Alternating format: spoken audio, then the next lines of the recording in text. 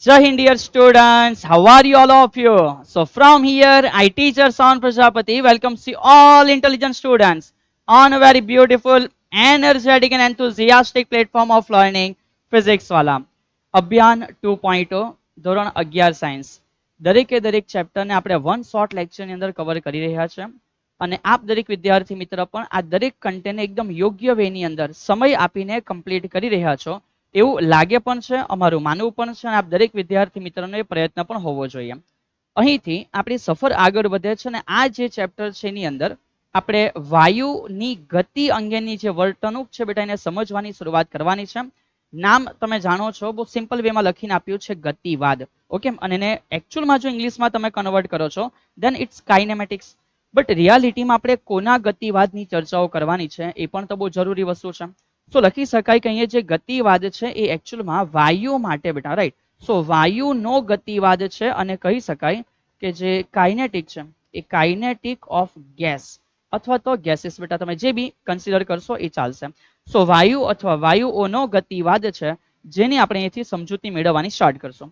મને તમારા દરેકનું ટેન્શન જે સ્ટાર્ટિંગમાં છે ને એ આઈડિયા છે કે સર આ ચેપ્ટર ઓછા વેટેજનું છે, સેકન્ડ ટેસ્ટની અંદર અમને જોવા મળશે અને આ જે ચેપ્ટર છે એ ચેપ્ટર કહેવા માટે નાનું છે અને એકચ્યુઅલમાં પણ નાનું છે, બટ કેટલીક ઇન્ફોર્મેશન એવી છે જે આપણે યોગ્ય રીતે સમજશું ને તો મજા આવશે. અને એ જ વસ્તુ માટે આપણે કેવી રીતે પ્લાન કર્યો છે આ વન શોટની અંદર દરેક ઇન્ફોર્મેશન છે એ તમારા સુધી પહોંચાડવામાં આવશે. જે જગ્યાએ આપણે ઇમ્પોર્ટન્ટ થિયરી કમ્પ્લીટ કરવાની છે એ અગત્યની થિયરીને વેલ મતલબ કે કહેવાય ને કે એકદમ પ્લાન સાથે બેટા આપણે સમજીશું. એકદમ વ્યવસ્થિત તમારા માટે લખવામાં પણ આવશે કે જેથી આપની ક્લાસ નોટ પણ યોગ્ય રીતે તૈયાર થાય. અને સાથે સાથે યાદ આવ્યું છે ક્લાસ નોટ. આપમાંથી કેટલા વિદ્યાર્થી એવા છે જે ક્લાસ નોટ પ્રોપર બનાવી રહ્યા છે? સર અમે શરૂઆત કરી છે અભિયાન 2.0 ના વેરી ફર્સ્ટ લેક્ચરથી, માપન અને એકમથી. દરેકે દરેક વસ્તુને સમજતા સમજતા આજે આ ચેપ્ટરને સમજવાની શરૂઆત કરીએ છીએ અને અહીં સુધી અમે અમારી ક્લાસ નોટ યોગ્ય રીતે રેડી રાખી છે, કારણ કે આ વસ્તુ ખૂબ જ ઉપયોગી થવાની છે જ્યારે ટૂંક સમયની અંદર રિવિઝન કરવાનું હશે. પોતે જે સમજો છો અત્યાર સુધી એ વસ્તુ યાદ ક્યારે આવશે? જ્યારે પોતાની નોટમાંથી વાંચશો ત્યારે યાદ આવશે.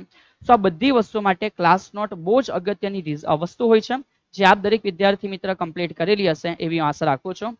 શું આપે આપની ક્લાસ નોટ કમ્પ્લીટ કરી છે ડિયર?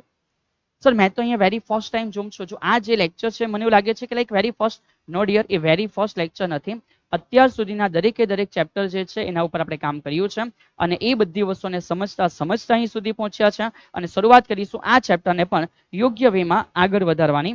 સો સ્ટાર્ટ કરીશું બેટા કે આ ચેપ્ટરની અંદર આપણે કઈ કઈ ચર્ચાઓ કરવાના છે. સર આજે તમે કોઈ બહુ ધમાકેદાર એન્ટ્રીમાં આવ્યા નહીં ને બેટા? સમજો એન્ટ્રી અલગ વસ્તુ છે. આ ચેપ્ટર બહુ સિમ્પલ છે. વાયુ સાથેની ચર્ચાઓ જોવાની છે, નાની નાની ચર્ચાઓ છે, 2-5 અગત્યની થિયરી છે, બહુ ઇઝી કહી શકાય. 1.5-2 કલાકની અંદર આ સેશન બેટા આપણે કમ્પ્લીટ કરી દેવા પ્રયત્ન કરીશું. ઠીક છે?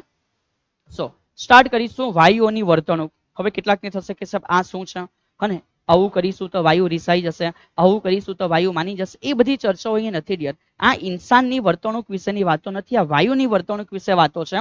જ્યાં બોઇલ, ચાર્લ્સ, ગેલ્યુસેક, એમના સિવાય ડાલ્ટનજી છે બેટા અને ઘણા બધા અલગ અલગ જે વૈજ્ઞાનિકો છે એમણે વેરી ફર્સ્ટ કઈ રીતે બધી વાતો સમજાવવાની શરૂઆત કરી છે એની અહીંયાથી આપણે વાતો શરૂઆત કરીશું. એ પૂરું થઈ જાય પછી એક નાની થિયરી છે.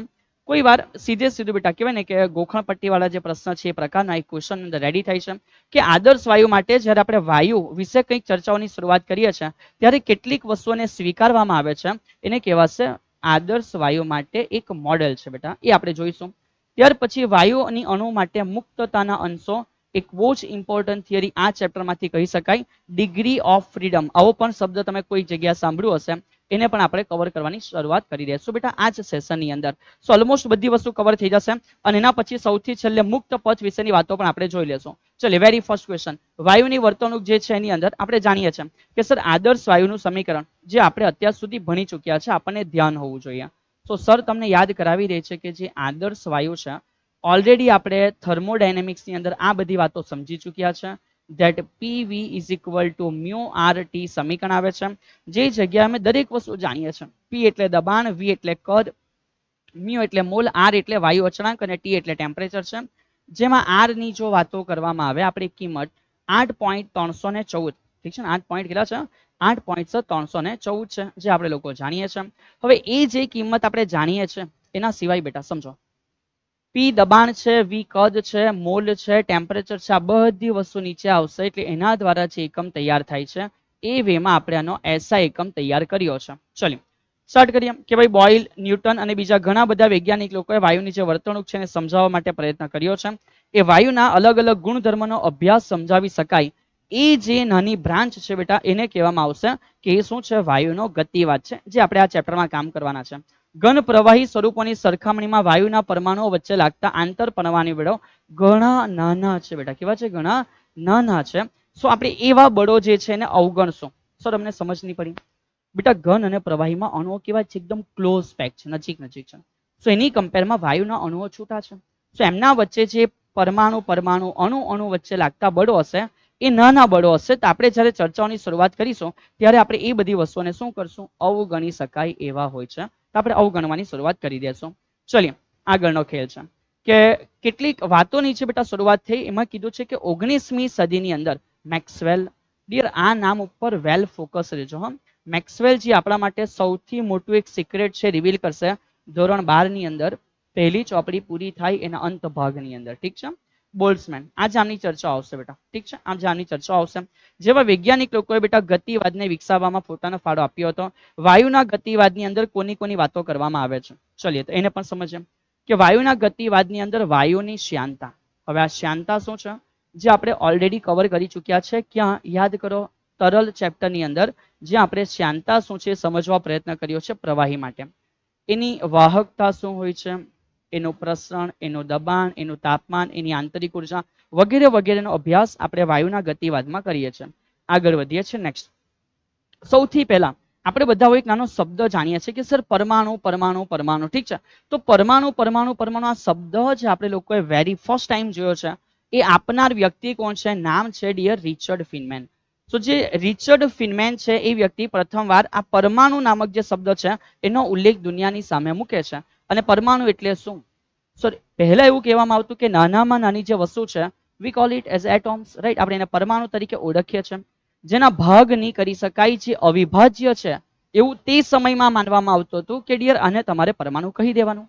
બટ પાછળથી અત્યારે હાલના ફિઝિક્સ પ્રમાણે આપણે જાણીએ છીએ કે આ પરમાણુનું પણ વિભાજન શક્ય છે.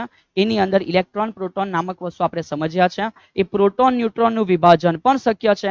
એની અંદર ક્વાર્ક્સ આપણે સમજ્યા છે. એ ક્વાર્ક્સની અંદર પણ એના 6 અલગ અલગ પ્રકાર આપણે સમજી ચૂક્યા છે. અને ક્વાર્ક્સની અંદર પણ બેટા આપણે જોઈ ચૂક્યા છે. તો અત્યારે જે લેટેસ્ટ જ્ઞાન છે એ ઘણું બધું આગળ વધી ચૂક્યું છે. આપણે માત્ર એ ચર્ચા કરીએ છીએ ઇનિશિયલ લેવલ પર. ઇનિશિયલ લેવલ પર બેટા જે વાતો કરવામાં આવતી હતી રિચર્ડ ફિનમેન દ્વારા, એને પરમાણુનું અધિતર્ક કહેવામાં આવે છે. કે દરેક વસ્તુઓ પરમાણુની બનેલી હોય છે. સૂક્ષ્મ કણો અવકાશમાં સતત ને સતત ગતિ કરે છે તથા જ્યારે એ મોટા અંતરે હોય ત્યારે અપાક આકર્ષે છે, નાના અંતરે એકબીજાને અપાકર્ષે છે. આવી ચર્ચા આપણે પ્રારંભમાં કરી. ઠીક છે. તો હવે આ બધું શું છે અને આ બધું શું છે? તો ડિયર આને ગોખવાનું નથી. હા ને, કે સર રિચર્ડ ફિનમેનના મતે શું છે? તો ભાઈ એને ગોખી કાઢ્યું. મતલબ કે રિચર્ડ ફિનમેન કહે છે કે દરેક વસ્તુ જે છે ઠીક છે નાનામાં નાની હોય છે વગેરે વગેરે, એને પરમાણુ કહેવાના. આ જે સૂક્ષ્મ કણો છે નિરંતર ગતિમાં હોય છે. જ્યારે મોટા અંતર હોય ત્યારે એકબીજાને આકર્ષે, નાના અંતર આવી છે તે એકબીજાને અપાકર્ષે. બેટા એ ગોખી લેવાનો કોઈ મિનિંગ નથી અને ગોખવાની આવશ્યકતા પણ નથી. આપણે સમજી રહ્યા છીએ કે એમણે શું કીધું છે. હવે કોઈ વ્યક્તિ કંઈ કહે જાય એટલે એને રટ્ટો મારવો એ આપણા પાસે કોઈ નોલેજ નથી બેટા. તો આ સાચવી રાખો ને, ગમે ત્યારે કોઈ પૂછે તો આમાંથી જોઈને કહી દેવાય. બટ વસ્તુ છે કે સમજી રહ્યા છે કે એમણે આવી જાહેરાતો કરી હતી. સિમિલર વેમાં ભારતની અંદર કણાદ, તમે નામ સાંભળ્યું હશે બેટા, અને ગ્રીસમાં ડેમોક્રિટ્સ, એમણે જણાવ્યું છે કે જે દ્રવ્યનું બંધારણ, જેને પરમાણુ આપણે બોલીએ છીએ, અત્યારે આ નોલેજના આ સમય અનુસાર એ સમયમાં એવું કહેવામાં આવે છે કે જે નાનામાં નાનો ભાગ છે પરમાણુ, એ અવિભાજ્ય છે. એનું વિભાજન શક્ય નથી. ચલી આગળ. ડાલ્ટનજી બેટા, આમના પછી ડાલ્ટન આવે છે. મેક્સવેલજીની વાતો આપણે સમજ્યા અથવા આપણે સમજવાના છીએ. રિચર્ડ ફિનમેનજી શું કહે છે આપણે જોયું. બોઇલ ચાર્લ્સ ગેલ્યુસેકના નિયમ આપણે ભણી ચૂકેલા છે. હવે એ રીતે એક બીજા વ્યક્તિ છે, નામ છે બેટા ડાલ્ટનજી. ઠીક છે. તો ડાલ્ટનજીને પણ બેટા પોતાની કેટલીક વાતો કરી છે. જેમાં કેટલીક વાતોને આપણે સ્ટાર્ટ કરશું બેટા. વેરી ફર્સ્ટ, ડાલ્ટનજીએ પહેલો નિયમ એવું કીધું છે કે જ્યારે બેટા કોઈ સંયોજન છે, સંયોજન બોલે તો કેમિસ્ટ્રીમાં તમે ભણી ગયા, થોડી વાર એવું જ ફીલ કરો કે સાવંત સર બી કેમિસ્ટ્રી જ ભણાવી રહ્યા છે. ઠીક છે બેટા, તો સમજો યાર કે અહીંયા સંયોજન એટલે શું છે સર? અલગ અલગ તત્વો ભેગા થશે, જે બને એને અમે સંયોજન બોલીએ છીએ. સો એ જ વસ્તુ કીધી છે કે સંયોજનમાં રહેલા તત્વોનું દળ એ ચોક્કસ પ્રમાણમાં હોય છે. સોરી, એટલે કઈ રીતે? સો કહી શકાય કે લાઈક સપોઝ આ છે પહેલા માટે એનું કંઈક પ્રમાણ અને આ છે બીજા માટે એનું કંઈક પ્રમાણ. સો એક ચોક્કસ આન્સર મળશે 1/2, 3/2, 4/2, 5/2 વગેરે વગેરે. કોઈ ખાસ ઇન્ફોર્મેશન નથી, કોઈ મેથેમેટિકલ ઇન્ફોર્મેશન પણ નથી ડિયર કે જ્યાંથી તમે દાખલો ચાલુ કરવાની શરૂઆત કરી શકો ને, એવું કંઈ નથી. બસ એક ધારણા કે આવું હશે, આવું હોઈ શકે, આવું છે વગેરે વગેરે. અને આગળ વધ્યા. બીજો નિયમ કીધો કે જ્યારે બે તત્વો ભેગા થઈને એક કરતા વધારે સંયોજન બનાવે. તો સમજો બે તત્વો ભેગા કર્યા, કોઈ પહેલી વસ્તુ છે જેમાં પહેલો પદાર્થ વધારે બીજો ઓછો છે, કોઈ બીજી વસ્તુ જેમાં પહેલો પદાર્થ વધારે બીજો પદાર્થ ઓછો છે, કોઈ ત્રીજી વસ્તુ છે જેમાં બંને પદાર્થ સમાન પ્રમાણમાં છે. તો ડિફરન્ટ વેમાં તમે સંયોજન કરી શકો છો. ઓકે, તો જ્યારે બે જ તત્વ છે જે ભેગા થઈને એક કરતા વધારે સંયોજન બનાવે, પોસિબલ છે. સો ત્યારે જે તત્વ બને છે એની અંદર પહેલા તત્વ અને બીજા તત્વના દળ એ પૂર્ણાંક સંખ્યામાં ગુણોત્તર હોય છે. સો બસ એવું કીધું છે કે પહેલાનું દળ અને બીજાનું દળ, આનો જે ગુણોત્તર હશે એ તમને બસ જવાબ એક પૂર્ણાંક સંખ્યામાં મળે છે. આ પ્રકારની વાતો અહીંયા જણાવી છે. આગળ વધીએ. કોઈ મેથેમેટિકલ ફોર્મ નથી કે જે અત્યારે યાદ રાખીને એ પ્રમાણે આપણે આગળ થિયરીઓ ભણીએ છીએ. કોઈ એક તત્વના પરમાણુઓ સમાન હોય. ઓકે, કોઈ એક તત્વના પરમાણુઓ સમાન હોય છે, આવું એમણે જણાવ્યું હતું બેટા. અને થઈ શકે કે બીજા તત્વના પરમાણુ કેવા હશે? જુદા જુદા. જો કે આજની તારીખમાં તો આપણે પરમાણુ વિશે બહુ વિશેષ જ્ઞાન ધરાવીએ છીએ કે લાઈક કોઈ મને પૂછશે કે બોલો H2O, તો સર મને ખબર પડે કે H2O એક અણુ છે. અને તમે આવું બધું ધીમે ધીમે કેમિસ્ટ્રીમાં ભણ્યા હશો. H2O એક અણુ છે, એની અંદર હાઇડ્રોજન અને ઓક્સિજન એને છૂટા કરીએ છીએ તે પરમાણુ છે. એ હાઇડ્રોજનનો મિનિંગ, ઓક્સિજનનો મિનિંગ આજની તારીખમાં આપણે જાણીએ છીએ કે ઓક્સિજન ઇટ મીન્સ અંદર સર પ્રોટોન અને ન્યુટ્રોન હશે, રાઈટ? એ 8 અને 8 છે. બહાર કક્ષાની અંદર 8 ઇલેક્ટ્રોન છે. આ ડિટેલ આજે છે, બટ આ પ્રારંભિક વાતો છે બેટા, જ્યાં ખાલી આ બધું કહેવામાં આવે છે. હવે એને અત્યારે પેલા નોલેજ સાથે મિક્સ કરીને ક્લેશ કરવાની જરૂર નથી, કોઈ ટેન્સ લેવાની જરૂર, બસ ખાલી સાંભળતા જાઓ બેટા. એક સ્ટોરી ચાલી રહી છે, ઠીક છે? ચલિએ આગળ વધ્યા. ગેલ્યુસેકનો પરમાણુવાદ સમજો. ગેલ્યુસેકજી શું કહે છે? ઓકે, સૌથી પહેલા બેટા આપણી પાસે બોઇલ, ચાર્લ્સ ગેલ્યુસેક, પછી કોની વાત કરી સર? આપણે વાત કરી રિચર્ડ ફીનમેન પ્રમાણે, પછી ડાલ્ટનજી પ્રમાણે, હવે ગેલ્યુસેકજી પ્રમાણે. બેટા અલગ અલગ વૈજ્ઞાનિક બધાને છૂટ છે, આપ દુનિયાને સમજાવી શકો છો જે તમે સમજ્યા છો. તો ગેલ્યુસેકજી શું કહે છે સુનો. જ્યારે વાયુઓ રાસાયણિક પ્રક્રિયા વડે સંયોજાઈને વાયુ બનાવે બીજો, ત્યારે તેના કદનો ગુણોત્તર નાનો પણ ચોક્કસ પૂર્ણાંક સંખ્યામાં હોય છે. એટલે કે જો એમના કદનો ગુણોત્તર લાવવામાં આવે તો એ આપણને એક પૂર્ણાંક સંખ્યા મળે છે. કેવી પૂર્ણાંક સંખ્યા? કેવી રીતે પૂર્ણાંક સંખ્યા? ઠીક છે, કેટલો જવાબ આવશે? કોણ મોટો છે, કોણ નાનો છે? કોઈ સમજૂતીની સમજવાની એક શરૂઆત થઈ રહી હતી. તો એમણે આ પ્રમાણે બેટા પોતાની જાહેરાત કરી છે. આગળ વધીએ. સાહેબ બધું રટ્ટા મારવાના સર શું કહે છે? બેટા કોઈ શું કહી ગયું છે, રટ્ટા મારવાની અત્યારે આવશ્યકતા નથી. એમાંથી જે મેઇન સ્ટોરી બેટા પત્યા પછી જે કહાની હોય ને, સોરી શીખ હોય ને, એ આપણે યાદ રાખીએ. સેમ આ બધી વાતો પૂરી થાય છે તેમ તેમ આગળ જે નિયમો બને છે એ આપણે લોકોએ ધ્યાન રાખવાના હોય છે. ઠીક છે? ચલો એવોગેડ્રોજી. ઓહો બેટા લાઈન લાગી ગઈ ને બેટા. બોઇલ, ચાર્લ્સ ગેલ્યુસેક, પછી આવી ગયા રિચર્ડ ફીનમેન, પછી આવી ગયા ડાલ્ટન, પછી આવી ગયા બેટા યાદ કરો કોણ આવી ગયું સર? ડાલ્ટન. પછી આવી ગયા અમને જસ્ટ આની આગળ જે જોવા મળી, હાલ્યો નામ બી ભૂલાઈ ગયું તમારી સાથે વાતમાં નામ ભૂલાઈ ગયું બેટા. એવોગેડ્રોજી. ચલિએ તો અહીંયાથી કામ ચાલુ કરીશું. સોરી ગેલ્યુસેકજી. ગેલ્યુસેક પછી બેટા એવોગેડ્રો નિયમ.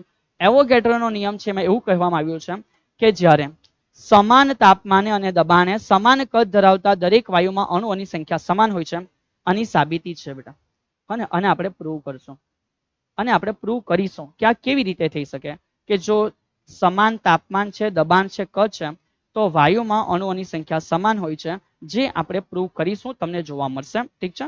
કેવી રીતે? ધીમે ધીમે સમય સાથે બેટા આપણે આગળ વધીએ છીએ. ઓકે, સમય સાથે હરેક વસ્તુને સમજવા માટે આપણે આગળ વધીશું. ઠીક છે? ચલિએ. દ્રવ્યના સ્વરૂપો 3 સ્વરૂપ આપણને જોવા મળે છે સર. હા, અમે જાણીએ છીએ ઘન, પ્રવાહી અને શું છે? વાયુ છે.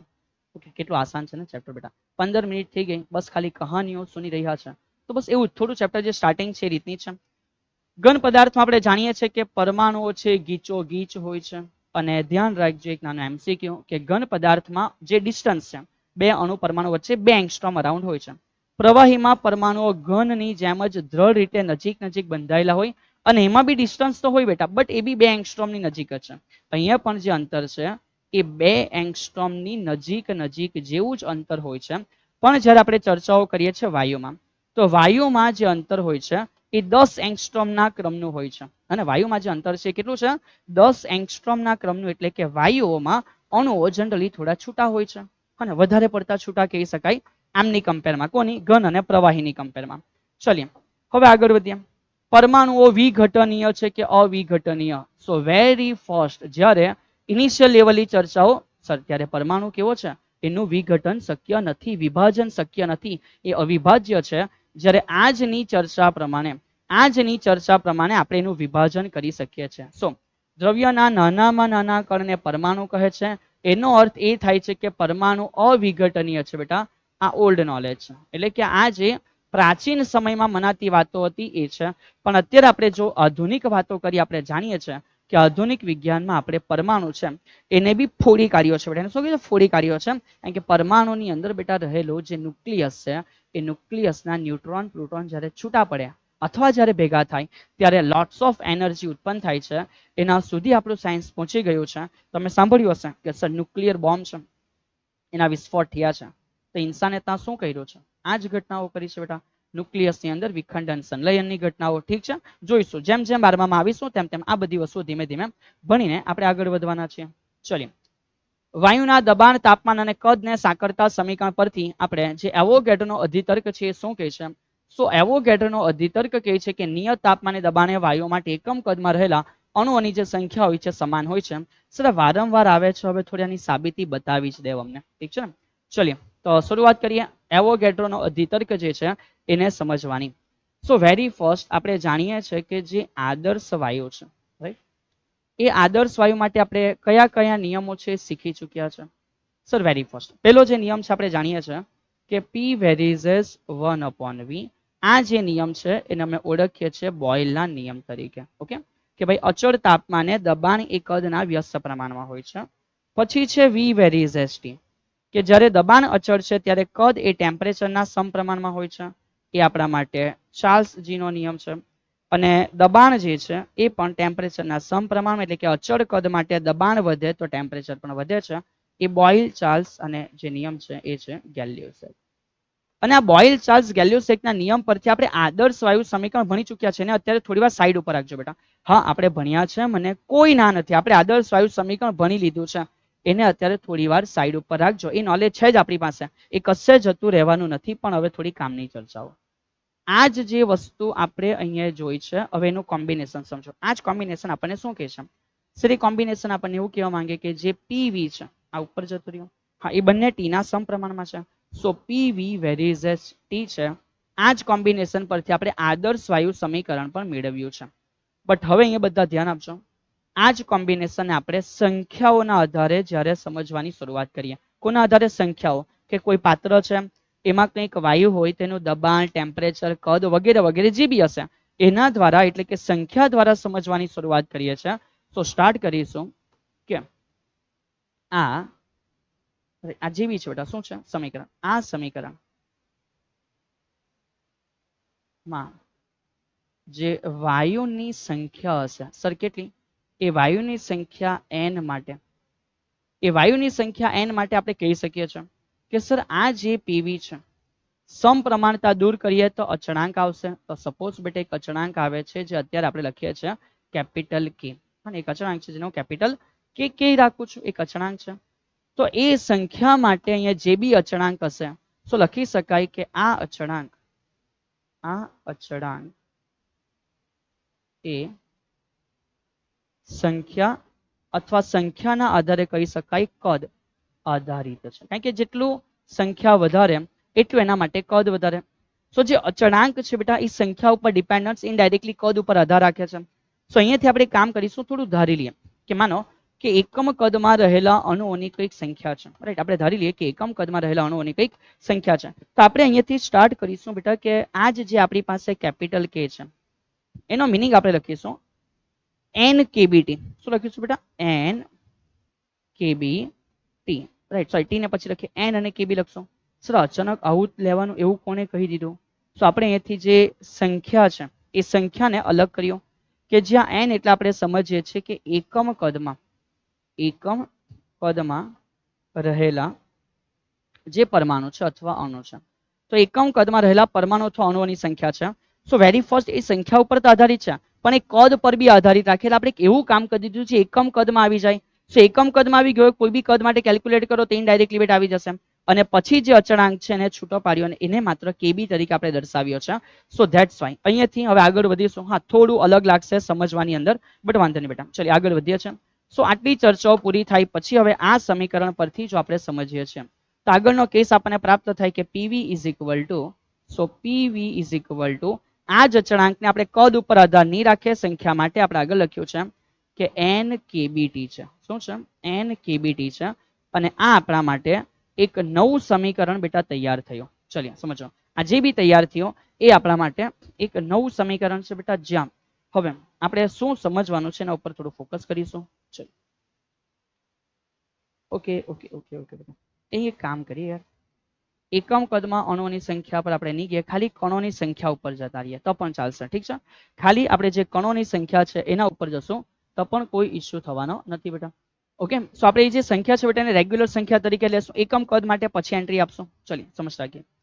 સો અહીંયાથી આપણો જે અચળાંક છે એને આપણે માત્ર લેશું કે રહેલા ટોટલ અણુઓની સંખ્યા, કદને પછી એન્ટર કરાવીએ. ચલો તો અહીંયા આપણે લેશું કે જે આપણા માટે કે છે એનો મિનિંગ એને સંખ્યા આધારિત જ્યારે સમજવાની શરૂઆત કરીશું તો સપોઝ બેટા કે નો મિનિંગ થશે ટોટલ અણુઓની સંખ્યા અને એ સંખ્યા પછી જે અચળાંક છે એને આપણે કેબી તરીકે એન્ટ્રી આપીશું. સો ધેટ્સ રાઈટ. અહીંયાથી ચાલુ કરીશું કે જે બી આપણું સમીકરણ આપણને અહીંયા કંઈક પ્રાપ્ત થાય છે right, A PV is equal two લખી શકાય કે સર કે નો મિનિંગ એન કેબીટી છે. ચલીએ તો કામ ચાલુ કરીએ. સો લખીશું કે પીવી ઇઝ ઇક્વલ ટુ જે કે નો મિનિંગ છે એ આપણે એન કેબીટી લખ્યો છે. જ્યાં એન એટલે શું છે, કદની વાતો નહીં કરીશું, ડાયરેક્ટ લખીશું કુલ સંખ્યા છે બેટા. એન એટલે શું છે તો કે સર એન એટલે લખી શકાય પરમાણુઓની સંખ્યા. જે પણ પરમાણુ છે એ પરમાણુની સંખ્યા છે. સર આ કેબી કોણ છે? સો કેબી માટે પણ લખી રાખીએ કે જ્યાં કેબી ઇઝ ઇક્વલ ટુ એક અચળાંક છે જે એન્ટર થયું છે બોલવામાં આવે બોલ્ટ્ઝમેન અચળાંક. હવે ઘણાને થશે કે સાહેબ આ કોણ છે, કેવી રીતે આવી ગયો, બધી વસ્તુઓ સમજ્યા પણ અહીંયા સુધી ક્લિયર કર્યું કે યસ સર કોઈ અચળાંક છે, કેટલું છે આપણને ખબર નથી. હવે કામ ચાલુ કરીએ. જો મેં આ વેલ્યુ નીચે લઈ આમ છું તો લખી શકાય કે પીવી ના છેદમાં N T is equal to KB અને આ બોલ્ટ્ઝમેન અચળાંક એ પોતે અચળ છે એની કિંમત આપણે સમજીશું. સો લખી શકાય કે કોઈ એક પાત્ર માટે P1 V1 N1 T1. સો સેમ એવું બીજા પાત્ર માટે પણ થશે કે P2 V2 N2 divided by T2. અને આ જે અહીંયા આપણને બેટા પ્રાપ્ત થયું છે, ઠીક છે, આ જે અહીંયા આપણને બેટા પ્રાપ્ત થયું છે આ શું દર્શાવે છે? આ એવું કહેવા માંગે છે કે રાઈટ જે બેટા આ નિયમની સાબિતી છે, જે આ નિયમની શું છે સાબિતી. સમજો, જો બંનેના દબાણ સરખા હોય, ખચાક ખચાક કેન્સલ સર. જો બંનેના કદ સરખા હોય, કેન્સલ. જો બંનેનું ટેમ્પરેચર સરખું હોય તો ઇનડાયરેક્ટલી ખબર પડે કે બંને માટે સંખ્યા પણ સમાન હોવી જોઈએ. પ્રૂવ થઈ ગયું. વન્સ અગેન સર શું કીધું છે નિયમમાં? નિયમમાં કીધું છે કે નિયત તાપમાને બંનેનું temperature same, T T cancel. નિયત તાપમાન નિયત દબાણ બંનેનું દબાણ સેમ, કેન્સલ બેટા. રહેલા દરેક વાયુ માટે એકમ કદમાં રહેલા તો બંને માટે કદ બી એકમ, કદ કેન્સલ. તો પીવીટી કેન્સલ, એન એન બચ્યા તો બંને બેટા સેમ જ હોવાના. જે અહીંયાથી ખબર પડે કે આ બધું સેમ છે તો આ બે પણ સેમ હશે. સો એ બંને માટે રહેલા જે અણુઓની સંખ્યા છે પણ કેવી હોય છે? સમાન હોય છે. આ આપણા માટે એક નાનું પ્રૂવ આપણને મળી ગયું. કોના માટે? એવોગેડ્રો અધિતર્ક માટે. આ પ્રકારની થિયરી સ્કૂલ લેવલની અંદર 2 માર્ક્સમાં થઈ શકે છે. બટ આ થિયરીથી આગળ વધીને જે મારે એક ઇમ્પોર્ટન્ટ ચર્ચા કરવાની છે જે આપણે બધા અહીંથી ધ્યાન આપીશું. આપણે હવે જે આદર્શ વાયુ છે એ આદર્શ વાયુ માટે કઈ કઈ વસ્તુઓ જાણીએ છીએ. Very first PV is equal to mu R T છે. અને એ જ પીવી ઇઝ ઇક્વલ ટુ આપણે સમજી લીધું કે સર અત્યારે એન કેબીટી જોવા મળે. ચલો શું જોવા મળે છે sir? PV is equal two આદર્શ વાયુ માટે મ્યુ આર ટી.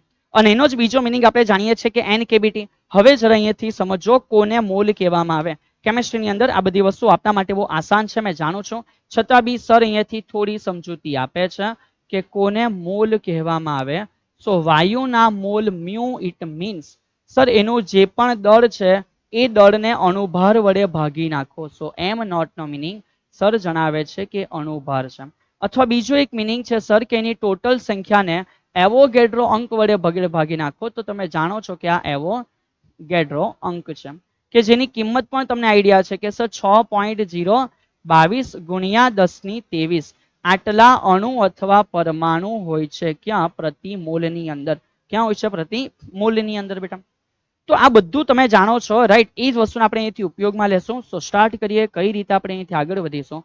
સર આ બંને છે અને આપી દઈએ નંબર 1 અને આપી દઈએ નંબર 2. સો મોસ્ટ ઇમ્પોર્ટન્ટ વસ્તુ મેં લખી શકું કે મ્યુ આર ટી રાઈટ છે. કોણ છે? મ્યુ આર ટી છે. સો એના માટે સ્ટાર્ટ કરીએ. So mu R T is equal to N KB. Okay, N BB લખાઈ ગયું બેટા. આ ક્યાંથી ભૂલ થઈ ગઈ? ચલો બીબી નથી બેટા, સોરી. તો અહીંયા જે આવશે એ કોણ છે? તો કે સર એન કેબી ટી છે. સો લખીએ છીએ કે એન કેબી અને ટી છે. ફાઇનલી અગાડી વધતા વધતા જે કિંમતો દૂર થાય છે દૂર કરીશું.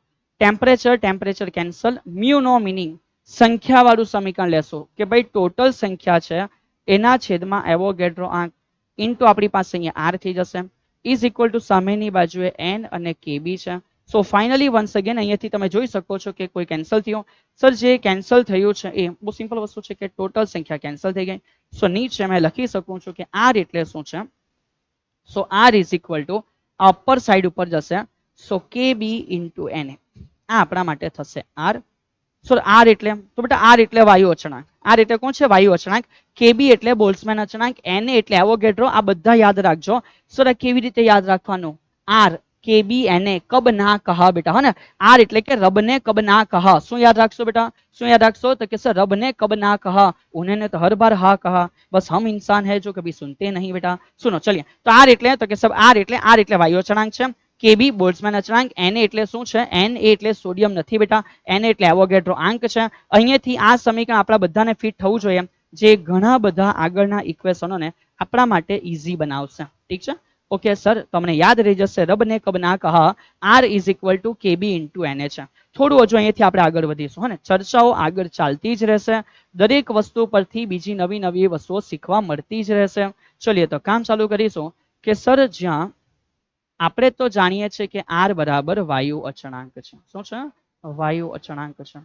અને વાયુ અચળાંકની કિંમત એસઆઈ એકમમાં કેટલી હોય છે? 8.314 છે. ઠીક છે? હવે એક્ઝેક્ટલી પી એટલે ન્યૂટન પર મીટર સ્ક્વેર, વી એટલે મીટર. સો ન્યૂટન મીટર બની જશે જૂલ. પેલે બાદથી નીચે જશે બેટા મ્યુ એટલે કે મોલ અને ટેમ્પરેચર એટલે કેલ્વિન. સો મોલ ઇનવર્સ કેલ્વિન ઇનવર્સ. આ થયું વાયુ અચળાંકની કિંમત. એને એવોગેડ્રો આંક છે એ બી આપણે જાણીએ છીએ કે જે એન એ છે એનો મિનિંગ કે આ એવોગેડ્રો આંક છે. અને એવોગેડ્રો આંકની કિંમત અત્યારે સર ઉપર લખી છે કે 6.0 કેટલા છે? 22 ગુણ્યા 10 ઘાત પ્રતિ મોલ એટલે કે મોલ ઇનવર્સ. સો બંને કિંમતો પરથી હવે આપણા માટે તૈયાર થવા જઈ રહ્યું છે કેબી. સો કેબી બોલ્ટ્ઝમેન અચળાંક શું થશે? આર ના છેદમાં થઈ જશે એને. Hope you get my point બેટા. આ જે એને છે છેદમાં જતું રહ્યું તો આર ના છેદમાં કેબી, સોરી આર ના છેદમાં એને. આર આપણી પાસે અવેલેબલ છે 8.314 છેદમાં જે એને છે એ 6.022 ગુણ્યા 10 ઘાત છે આપણે જોઈ શકીએ છીએ. સો તેથી લખી શકાય કે કેબી ઇઝ ઇક્વલ ટુ જ્યારે 8.314 ભાગ્યા 6.022 કરશો જવાબ આવશે 1.38 ની આજુબાજુ. સો 1.38 ગુણ્યા 10 ઘાત ઉપર જાય. સો -23 ઘાત બની જશે. જરા એકમોની ચર્ચા કરી લઈએ. આર નો એકમ છે joule, mall inverse, kelvin inverse અને છેદમાં આનો એકમ છે માત્ર મોલ ઇનવર્સ. સો લખી શકાય કે મોલ મોલ છે એ કેન્સલ થઈ જશે, ઇનવર્સમાં હોય તો ભલે હોય. સો આપણા માટે જે કેબી તૈયાર થયો એનો એકમ થશે જૂલ કેલ્વિન ઇનવર્સ એટલે કે જૂલના છેદમાં કેલ્વિન. અને આ અહીંયાથી તૈયાર થઈ ગયું આપના માટે વિશેષ ઇન્ફોર્મેશન જે કેબી ને કવર કરે છે. કોને કવર કરે છે? કેબી ને, એટલે કે બોલ્ટ્ઝમેન અચળાંકને કવર કરી લેશે. ચલિए અહીંયાથી જ જો કોઈ પૂછે છે કે કેબી માટે પારિમાણિક સૂત્ર શું તૈયાર થશે? ચલિए જૂલનું પારિમાણિક સૂત્ર. જૂલનું પારિમાણિક સૂત્ર m1L2T-2 છે. કેલ્વિન ઉપર જતું રહેશે તો લખી શકાય કે કેલ્વિન -1. આ થઈ ગયું આપણા બોલ્ટ્ઝમેન અચળાંક માટે. કિંમત ક્યાંથી આવી, એનું સમીકરણ કેવી રીતે બન્યું, એનો એકમ કોણ છે અને એકમ પરથી પારિમાણિક સૂત્ર કોણ છે. સો જે બી નવું કેબી આપના માટે અહીંયાથી એન્ટર થયું છે બોલ્ટ્ઝમેન અચળાંક, એની કમ્પ્લીટલી બેટા આપણે કહેવાય ને કે જન્મ કુંડળી છે એ અહીંયા કાઢી લીધી છે. તો આ તમારે ધ્યાન રાખવાનું છે. આગળ વધીએ. આના પછી શું કીધું છે? ચલો આર બરાબર કેબી એને મગજમાં ફિટ રાખજો, ઘણું કામનું છે. પ્રમાણભૂત તાપમાન અને જે દબાણ છે એના મૂલ્યો તો આપણે જાણીએ છીએ કે આ કેમિસ્ટ્રીથી બેટા તમે ભણતા આવ્યા છો. STP standard temperature and pressure મેં કઈ જ નવું નથી બનાવતો. ટેમ્પરેચર 0 છે અને કેલ્વિનમાંથી જોન સેલ્સિયસમાં લઈ જવામાં આવે. સોરી 0 માંથી કેલ્વિનમાં લઈ જવામાં આવે. વત્તા 273 કરો તો 273.15 એ આપણા માટે સર થઈ જશે એસટીપી માટે ટેમ્પરેચર. પ્રેશર છે 1 atm એટલે કે વાતાવરણનું દબાણ 1.013 આપણે આટલું યાદ રાખ્યું છે તરલમાં ઇન્ટુ 10⁵ અને બીજી એક વસ્તુ જે બાકી રહી જાય છે કદ. સો કદ હોય છે બેટા 22.4 લીટર. કેટલું કદ હોય છે? 22.4 લીટર. આ આપણા એસટીપી માટે કદ છે. પણ એ જ કદને આપણે ક્યારેક મીટર ક્યુબમાં જો વાપરવું હોય તો ધ્યાન રાખજો, કોઈ ઇસ્યુ નથી કે એનું જે કદ છે એ 22.4 લીટર એટલે 10⁻³ બની જશે મીટર ક્યુબ.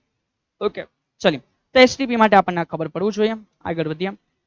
સર કોને મોલ કહેવાય? હા, અત્યાર સુધી મેં જાણું છું કે તમે લોકો આ બધી વસ્તુઓ સમજી ચૂક્યા છો, રાઈટ? હા, અમે જાણીએ છીએ કે સર મોલ એટલે બહુ સિમ્પલ વસ્તુ. કેમેસ્ટ્રીમાં અમે બહુ બધી રીતે અલગ અલગ વેમાં કેલ્ક્યુલેટ કર્યું છે.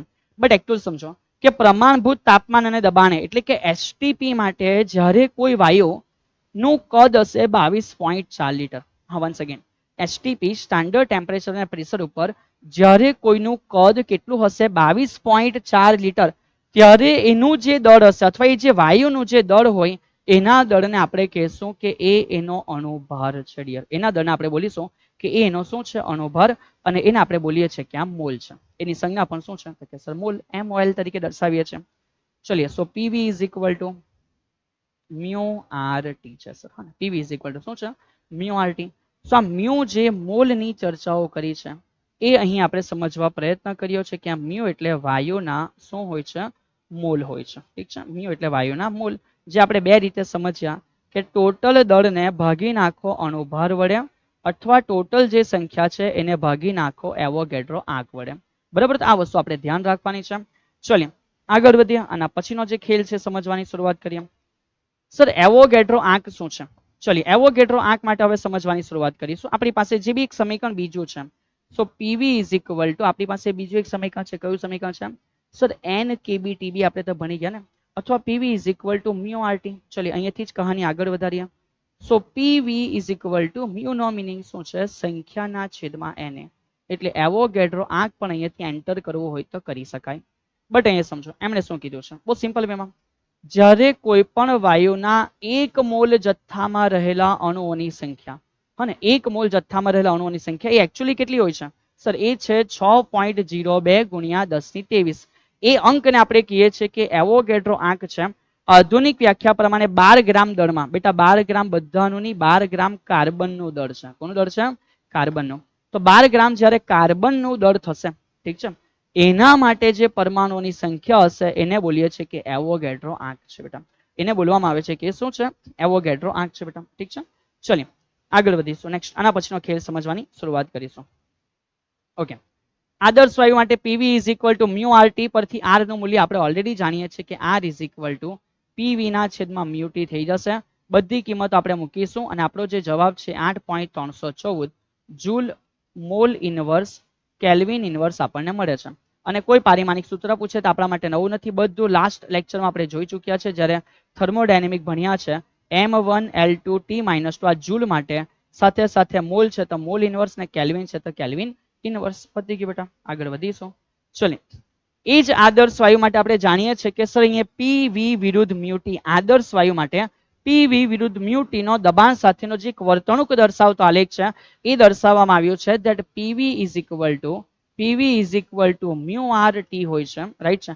તો પીવી ના છેદમાં મ્યુ ટી આવશે.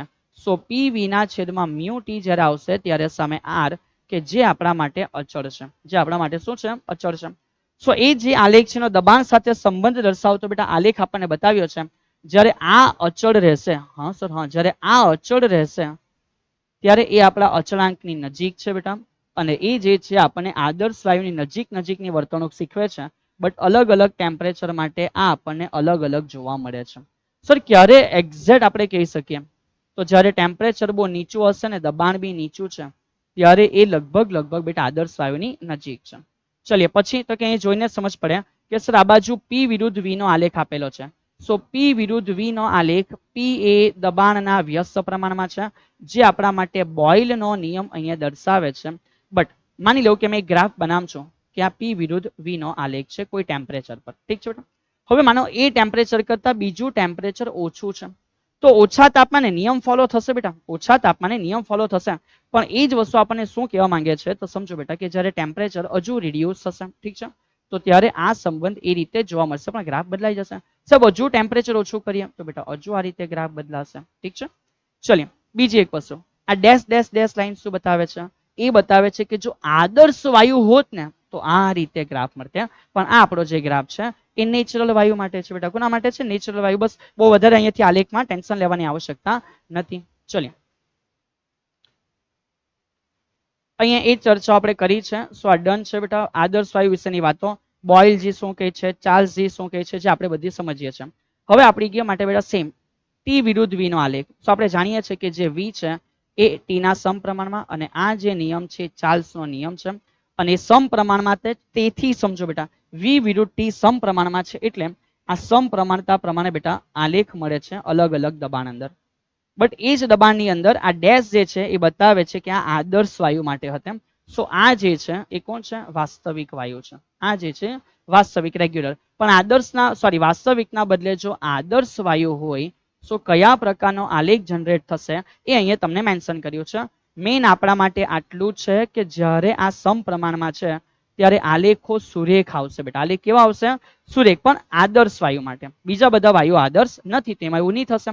ડાલ્ટનનો આંશિક દબાણનો નિયમ શું કહે છે? ચલો એમાં સમજો કે એકબીજા સાથે આંતરક્રિયા ન કરી શકે તેવા જુદા જુદા વાયુઓનું જો મિશ્રણ કરવામાં આવે છે તો જે કુલ દબાણ છે ને એ દરેકે દરેક જે દબાણ છે એ દરેકે દરેક દબાણના સરવાળા જેટલું હોય છે અને કહેવાય ડાલ્ટનનો આંશિક દબાણનો નિયમ. સર કેવી રીતે? સપોઝ બેટા પહેલું છે, સેમ સપોઝ આ બીજું છે, અને સેમ સપોઝ બેટા ત્રીજું છે. આ તો ત્રણે ત્રણ ની અંદર અલગ અલગ વાયુઓ આપણે ભરેલા છે. સપોઝ બેટા પહેલું છે એમાં વાયુ છે, બીજું છે એમાં વાયુ છે, અને ત્રીજું છે એમાં પણ વાયુ છે. આ બધાના વાયુને આપણે સેમ એ જ સાઇઝમાં પાછું મિક્સ કરી દઈએ. સપોઝ બેટા જે બી છે એ બધાને આમાં આપણે મિક્સ કરી દઈએ. ઠીક છે. તો આની અંદર મેં પહેલાને વત્તા બીજાને વત્તા ત્રીજાને મિક્સ કરું છું. હવે કોઈ આપણને એવું કહે છે કે અત્યારે આની અંદર દબાણ P1 છે, આની અંદર દબાણ P2 છે, અને માનો આની અંદર દબાણ P3 છે. બોલો આની અંદર દબાણ કેટલું થશે? તો આપણને ડાલ્ટનજી બસ એવું કહેવા માંગે છે કે ટોટલ દબાણ કેટલું હશે? પહેલાનું વત્તા બીજાનું વત્તા ત્રીજાનું. આવું થશે. સર હવે કેવી રીતે? તો સમજીએ બેટા. આપણી પાસે આદર્શ વાયુ છે તો કે યસ સર આદર્શ વાયુ છે.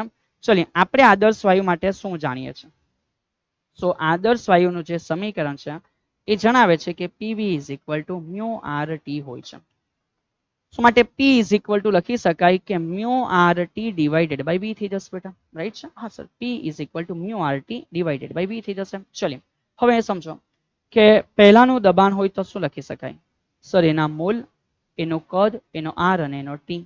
સેમ એવી રીતે બેટા બીજા માટે બીજાના મોલ, બીજાનું કદ, બીજાનો R, બીજાનો T. ત્રીજો હોય તો ત્રીજા માટે. બટ મેઇન વસ્તુ સમજો કે મેં એવું કહી શકું કે જ્યારે બધા ભેગા થવાના છે તો કદ તો ઓલમોસ્ટ બધા માટે સેમ હશે. હા સર, કદ ઓલમોસ્ટ બધા માટે સેમ થઈ જશે, એમાં કોઈ ઇશ્યુ નથી. R એ તો અચળાંક છે, ઓલરેડી બધા માટે સેમ છે, અને એકબીજા સાથે આંતરક્રિયા ન કરી શકે બેટા એ પ્રકારના વાયુ હશે તો જ્યારે બધા ભેગા થશે ત્યારે ટેમ્પરેચર બી એ પ્રમાણે હશે. સો અહીંયાથી મેં એવું કહી શકું કે ટોટલ મોલ એ દરેકે દરેક માટે બેટા શું થશે? કે સર ટોટલ મોલ બધા માટે જે બી છે સરવાળો થઈ શકે ટોટલ મોલ. તો ટોટલ મોલ બેટા અહીંથી જે સરવાળામાં જવાના મ્યુ એ થશે μ1 પહેલાના, બીજાના μ2 અને ત્રીજાના μ3. તો મેં એવું લખી શકું કે જે ટોટલ મોલ છે એ ટોટલ માટે થશે ત્રણે ત્રણનો બેટા સરવાળો. સિમ્પલ છે. એટલે એના પરથી આપણે બી ચાલુ કરી શકીએ કે સર મ્યુ પરથી જો આપણે સમજવાની શરૂઆત કરીએ છીએ. રાઈટ. સો મ્યુ એટલે ટોટલ મોલ. તો લખી શકાય પહેલાના મોલ વત્તા બીજાના મોલ વત્તા કોના થશે? ત્રીજાના મોલ થશે. હવે અહીંયાથી કે સર જો બધાના મોલ છે એ આપણે લખી દઈએ છીએ. રાઈટ. હવે PV શું છે? μRT. તો સિમ્પલી મેં મ્યુ ને આ રીતે છૂટું પાડી શકું, એટલે લખી શકાય કે P મ્યુ છે ને છૂટું પાડીએ પહેલાના મોલ, બીજાના મોલ, ત્રીજાના mole, R same, T same, અને કદ આ જેટલું કદ છે બધાનું કદ અહીં આવી જ ગયું બેટા. સો તેથી P આ બધા સાથે અલગ અલગ થશે કે μ1 R T by V વત્તા બીજા માટે μ2 R T by V, અને એવી રીતે ત્રીજા માટે કે μ3 R T by V. સો આ શું બતાવે છે બેટા? આ બધાના ઇન્ડિવિજ્યુઅલ જે દબાણ છે એ આપણને અહીંયા બતાવે છે. એટલે કે બધાના દબાણનો સરવાળો એ ટોટલ દબાણ જેટલો થાય છે. સાબિતી સમજવા માટે સમજી લીધી. હવે એને સાઈડ ઉપર રાખો. ડાલ્ટનજી આપણને કહ્યું છે કે બધાના અલગ અલગ દબાણ છે, બધા મિક્સ હશે, સેમ કન્ડિશન હશે ત્યારે લખી શકાય કે ટોટલ દબાણ એ દરેકે દરેકના દરેકે દરેકના જે સ્વતંત્ર દબાણ છે એના સરવાળા જેટલું થશે. ઓકે, ચલિએ તો આ વસ્તુથી આગળ વધીએ છીએ. આપણને જે વાતો ડાલ્ટનજીએ સમજાવી છે પછી આદર્શ વાયુ અને વાસ્તવિક વાયુ વચ્ચે તફાવત, આ તમારા માટે એક હોમવર્ક છે. જો નાની નાની વસ્તુ આપણે જાણીએ છીએ કે PV μRT, સર આ સમીકરણને ફોલો કરે એને કહેવાય આદર્શ વાયુ, ફોલો નહીં કરે તો વાસ્તવિક. બટ આના સિવાય બી કેટલીક અલગ અલગ કન્ડિશન છે, તમારે બેટા આજે એને સર્ચ કરવી પડશે, થોડું શોધો. એક કોમન સવાલ છે, આઈડિયા આવશે. જ્યારે ટેમ્પરેચર 0 કેલ્વિન થઈ જશે, 0 કેલ્વિન ઉપર આપણે કહી શકીએ છીએ કે સર ટેમ્પરેચર થઈ ગયું 0 કેલ્વિન, તો દબાણ 0 થઈ જવું જોઈએ. યસ બેટા, બટ એ થશે આદર્શ વાયુ માટે. વાસ્તવિક વાયુ માટે એ પ્રકારનું થવાનું નથી. ઠીક છે. હા ને, પછી સેમ આપણે કહી શકીએ કે જો ટેમ્પરેચર છે 0 થઈ જાય ને ત્યારે એના માટે જે વેગ છે ને એ પણ 0 થઈ જવો જોઈએ, બટ એ પણ થશે નહીં. કોના માટે? વાસ્તવિક વાયુ માટે. સો આ પ્રકારની નાની નાની કેટલીક ડિટેલ છે તમને શોધવાથી મળશે. તો સર જણાવે છે કે કોમન તો આપણે બધા જાણીએ છીએ, બટ આના સિવાય પણ જે છે એ શોધવા માટે આજે આપણે એક નાનું કામ કરવાનું છે. હવે આપણે એક થિયરીમાં એન્ટર થયા છે જેને કહેવાય આદર્શ વાયુના ગતિવાદ માટે વાયુનું મોડલ. આ એક રટ્ટામાર સ્ટોરી છે જે કીધું છે, ધ્યાન રાખવાનું છે.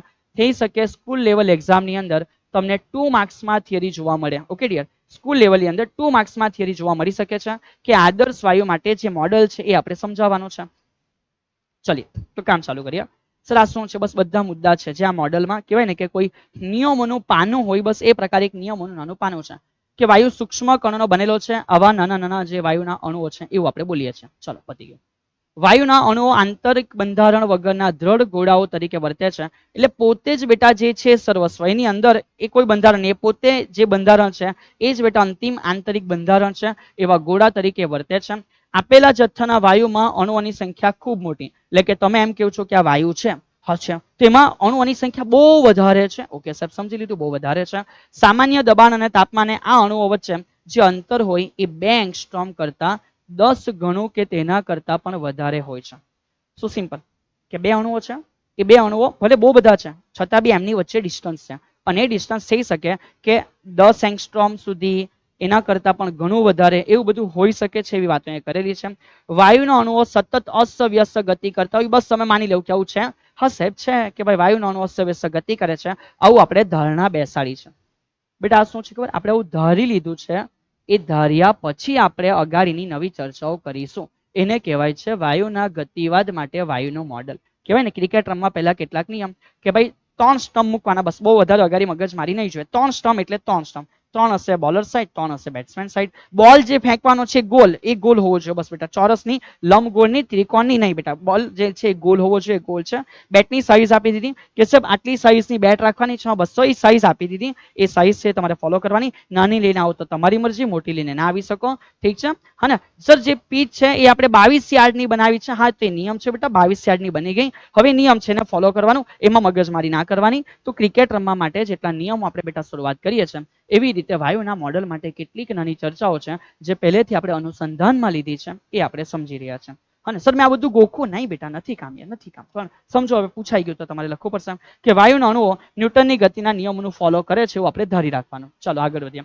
જો અણુઓ અથડામણ કરે તો મેં તમને છૂટો બોલ મારું, સર અમને વાગે, હે ને, અમારા માથા ઉપર દબાણ લાગે, વેગમાન મળે, તો સેમ એવી રીતે જ્યારે અણુઓ એકબીજા સાથે અથવા દિવાલ સાથે અથડામણ કરે છે ત્યારે એ અથડામણ દરમિયાન સંઘાત અનુભવે. સંઘાત થાય સર 2 પ્રકારના સંઘાત, સ્થિતિસ્થાપક, અસ્થિતિસ્થાપક. એક્ઝેક્ટ બેટા, અહીંયા પણ જે સંઘાત થશે તો એ સંઘાત દરમિયાન વેગમાનનું સંરક્ષણ વગેરે વગેરે ચર્ચા આપણે કરીશું.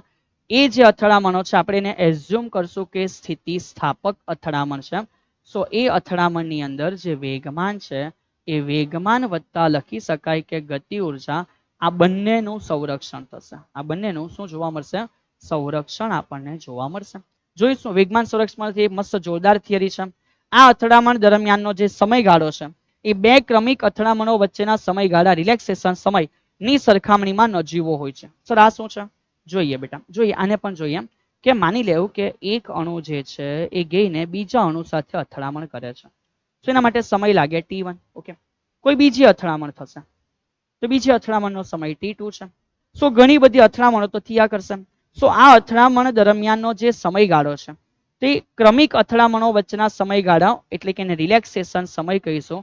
પહેલી અથડામણ ક્યારે થઈ, બીજી ક્યારે થઈ, ત્રીજી ક્યારે થઈ, આ બધાની અથડામણ વચ્ચે જે સમય છે એનો સરેરાશ લેવામાં આવે બેટા, એને કહેવાય રિલેક્સેશન સમયગાળો. રાઈટ, એની કમ્પેરમાં બહુ નાનો હોય છે. ચલીએ, આ બધી વાતો પતી ગઈ. આ મોડેલ છે આપણે ધારવાનું હતું, આપણે ધારી લીધું. હવે બેટા આપણે મેઇન જે વસ્તુ છે ચેપ્ટરની અંદર એ શીખવા માટે એન્ટર થઈએ છે. સો બધાએ અહીંયાથી વેલ ફોકસ રહેવાનું છે. આ પ્રકારે જે અંદર રહેલી 2-3 બહુ જ અગત્યની થિયરી છે એને આપણે બહુ જ પ્રેમથી વ્યવસ્થિત રીતે શીખવાની શરૂઆત કરી દેશો. સો એક ઇમ્પોર્ટન્ટ થિયરીની અહીંયાથી શરૂઆત બેટા થવા જઈ રહી છે. તો આંખ નાક કાન ખોલીને તમારે આ જે થિયરી છે હવે એને બસ પ્રેમથી સમજવાની છે બેટા. અને બિલકુલ બી ડિફિકલ્ટ નથી. કોઈ કહે છે કે આ થિયરી બહુ અઘરી છે, ના બેટા બહુ આસાન થિયરી છે. કેવી થિયરી છે? એકદમ આસાન થિયરી છે. સ્ટાર્ટ કરીશું આ થિયરીને. ઓકે, ક્વેશ્ચનમાં આપ્યું છે આપણને કે વાયુમાં રહેલા વાયુના અણુઓ વડે સમયમાં વાયુ પાત્રની દિવાલને પ્રાપ્ત થયેલ જે વેગમાન છે એનું આપણે સમીકરણ મેળવવાનું છે. ઓકે, સો વેરી ફર્સ્ટ આપણને જરૂર છે એક વાયુ પાત્ર કે જેની અંદર આપણે આ બધી ચર્ચાઓની શરૂઆત કરીશું. સો સમજજો ડિયર, માનો કે એક વાયુ પાત્ર છે, ઠીક છે. એકચ્યુઅલી 3D માં હોવું જોઈએ, બટ ઇટ્સ ઓકે, આવશ્યકતા નથી કે આપણે એને 3D માં જ રાખીએ. સમજી લો આ 3D માં છે. એમાં કોઈક વાયુ છે એ પોતે ગતિ કરે છે. હવે વેરી ફર્સ્ટ સર વાયુની ગતિ એ તો અસ્તવ્યસ્ત ગતિ છે, ત્રિપરિમાણિક ગતિ છે, રાઈટ. સો આપણે અહીંયાથી સમજી શકીએ કે ધારો કે વાયુની અંદર જે આ પાત્ર છે, પાત્રમાં રહેલ વાયુ એ ત્રિપરિમાણમાં અસ્તવ્યસ્ત ગતિ કરે છે.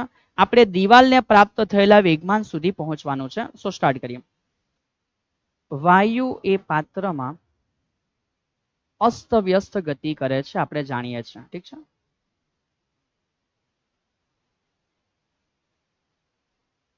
હવે અહીંથી આપણે થોડું સમજવા ટ્રાય કરીએ કે તેમના માટે સમજો કે જે વેગ છે એ આપણે સમજીએ છીએ કે તેમના માટે વેગ સપોઝ v હોય, લખી શકાય કે એના ઘટકો હશે સર x માં કંઈક વેગ હશે, સિમિલર વેમાં y માં પણ વેગ હશે, અને એ જ રીતે આપણે કહી શકીએ છીએ કે એનો સેમ એવી રીતે z માં પણ કંઈક ને કંઈક આપણને વેગ પ્રાપ્ત થશે.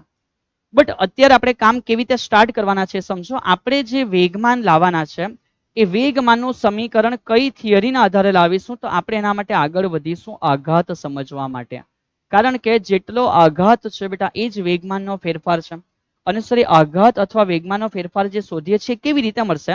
શું સમજો, ઇનિશિયલી અત્યારે મેં એવું એઝ્યુમ કરી લઉં છું કે આ કણ સપોઝ બેટા જે પાત્રની કોઈ એક દિવાલ છે, આ દિવાલ છે જેના ઉપર ગઈને અથડામણ કરવાની શરૂઆત કરશે. સો અહીંયાથી આપણે ધારી લઈએ કે સર માનો આ જે છે એના માટે બાજુની કંઈક લંબાઈ હોય, તો એ બાજુની લંબાઈ ધારી લેવું કે L છે. અને એના પરથી મને એ બાજુનું ક્ષેત્રફળ મળી જાય, કારણ કે ચોરસ હશે તો જ બેટા સમઘન બનશે, તો ક્ષેત્રફળ થઈ જશે લંબાઈનો વર્ગ. સપોઝ કે કોઈ વાયુ છે, જે વાયુ આ ડાયરેક્શનમાં ગતિ કરીને દિવાલ સાથે અથડામણ કરશે.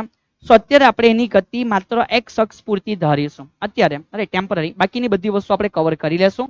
બટ સપોઝ કે અત્યારે આપણે વાયુના કોઈ એક અણુ માટે જે ગતિ છે એ x અક્ષમાં ઇમેજિન કરવાની શરૂઆત કરીશું. સો તેથી આપણે લખી શકીશું કે કોઈ એક કણ માટે, ચલિએ તો સ્ટાર્ટ કરીએ. અત્યારે આ છે ને આપણે ધ્યાનમાં રાખશું. ધારો કે કોઈ એક કણ, કોઈ એક જે કણ છે, કોઈ એક કણ રાઈટ x અક્ષમાં ગતિ કરીને જે દિવાલ છે બેટા એ દિવાલ સાથે અથડામણ અનુભવે છે. ઓકે, સો માટે હવે આપણે લખીશું કે માટે એક કણની વાતો ચાલે છે, ધ્યાન રાખજો, રાઈટ. કોઈ એક કણની બી x અક્ષમાં છે. સો માટે તેના વેગમાનમાં ફેરફાર, તેના જે વેગમાન છે બેટા એ વેગમાનમાં ફેરફાર કેટલો થશે? સો એના વેગમાનનો ફેરફાર સપોઝ એક કણ માટે જે બી છે એને આપણે અત્યારે લખી દઈએ છીએ કે ઇઝ ઇક્વલ ટુ એનું અંતિમનું વેગમાન, ઓકે સર, માઇનસ થઈ જશે એનું પ્રારંભનું વેગમાન. હવે એનું અંતિમનું વેગમાન કોઈ એક ડાયરેક્શનમાં, સો સપોઝ બેટા કે આ જે ડાયરેક્શન છે એ આપણે પોઝિટિવ લીધી, તો આ ડાયરેક્શનમાં આવશે ત્યારે નેગેટિવ થશે. સો આ તરફનો વેગ આપણે પ્લસ લીધો છે તો રિટર્નમાં વેગ આપણો માઇનસ આવશે. ઓકે, સો રિટર્નમાં જ્યારે આવી રહ્યું છે ત્યારે વેગમાનનું સમીકરણ છે દળ ગુણ્યા એનો વેગ, જે રિટર્નમાં માઇનસ છે. સો એન્ટ્રી વખતે પ્લસ હશે. ક્લિયર? એ જ વેગથી બેટા આવશે કારણ કે સ્થિતિ સ્થાપક પ્રકારની અથડામણ છે. સો લખી શકાય -2mvx, કે જ્યાં m એટલે શું છે? સો ધ્યાન રાખવું, જ્યાં m એટલે આપણી પાસે જે એક કણ છે એ એક કણનું દળ છે. પહેલા અહીંયા સુધી બેટા પહોંચી જાઓ. વન્સ અગેન સમજો સર શું કહે છે કે સર આમાં ભલે બહુ બધા વાયુ છે, અત્યારે આપણે થિયરી ડેવલપ કરી રહ્યા છે, કોઈ એક કણ માટે આપણે લેશું અને એ પણ માત્ર x અક્ષમાં ગતિ કરે છે, એ સંઘાત અનુભવીને રિટર્ન થાય છે, એના વેગમાનની અંદર આટલો ફેરફાર થાય છે. જો એક કણના વેગમાનમાં આટલો ફેરફાર થાય, જેટલો વેગમાનમાં ફેરફાર પહેલા કણ માટે, સેમ એવો ફેરફાર દિવાલ માટે પણ થવો જોઈએ, કારણ કે અથડામણ સ્થિતિસ્થાપક છે, વેગમાનનું સંરક્ષણ થાય છે. સો તેથી કહી શકાય કે જેટલું એક કણના વેગમાનમાં ફેરફાર થશે, સેમ એના જેવો જ ફેરફાર દિવાલના વેગમાનમાં પણ થશે.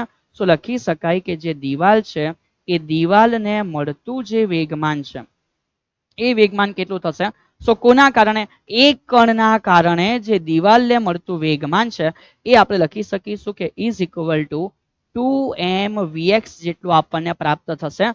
કેમ? તો કે સર આ બાજુ છે, દિવાલ પેલી બાજુ જશે વિરુદ્ધ દિશામાં, તો જેટલો વેગમાનનો ફેરફાર એટલો જ વેગમાનનો ફેરફાર, પણ દિશાઓ પરસ્પર કેવી થશે? વિરુદ્ધ.